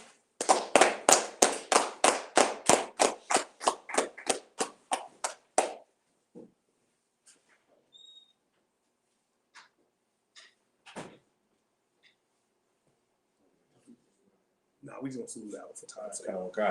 All right, man of Israel. Amaj, which means to stand in the Hebrew. We're gonna give one courtesy salute to the teacher. Man of Israel. Amaj Shabbat. Amaj. Right. All right, man of Israel. Asar, which means to turn. We're gonna give one courtesy salute to the sisters. Sisters, Amaj, which means to stand. Man of Israel. Amaj Shabbat. Amaj. Right. All right, with that, class dismissed.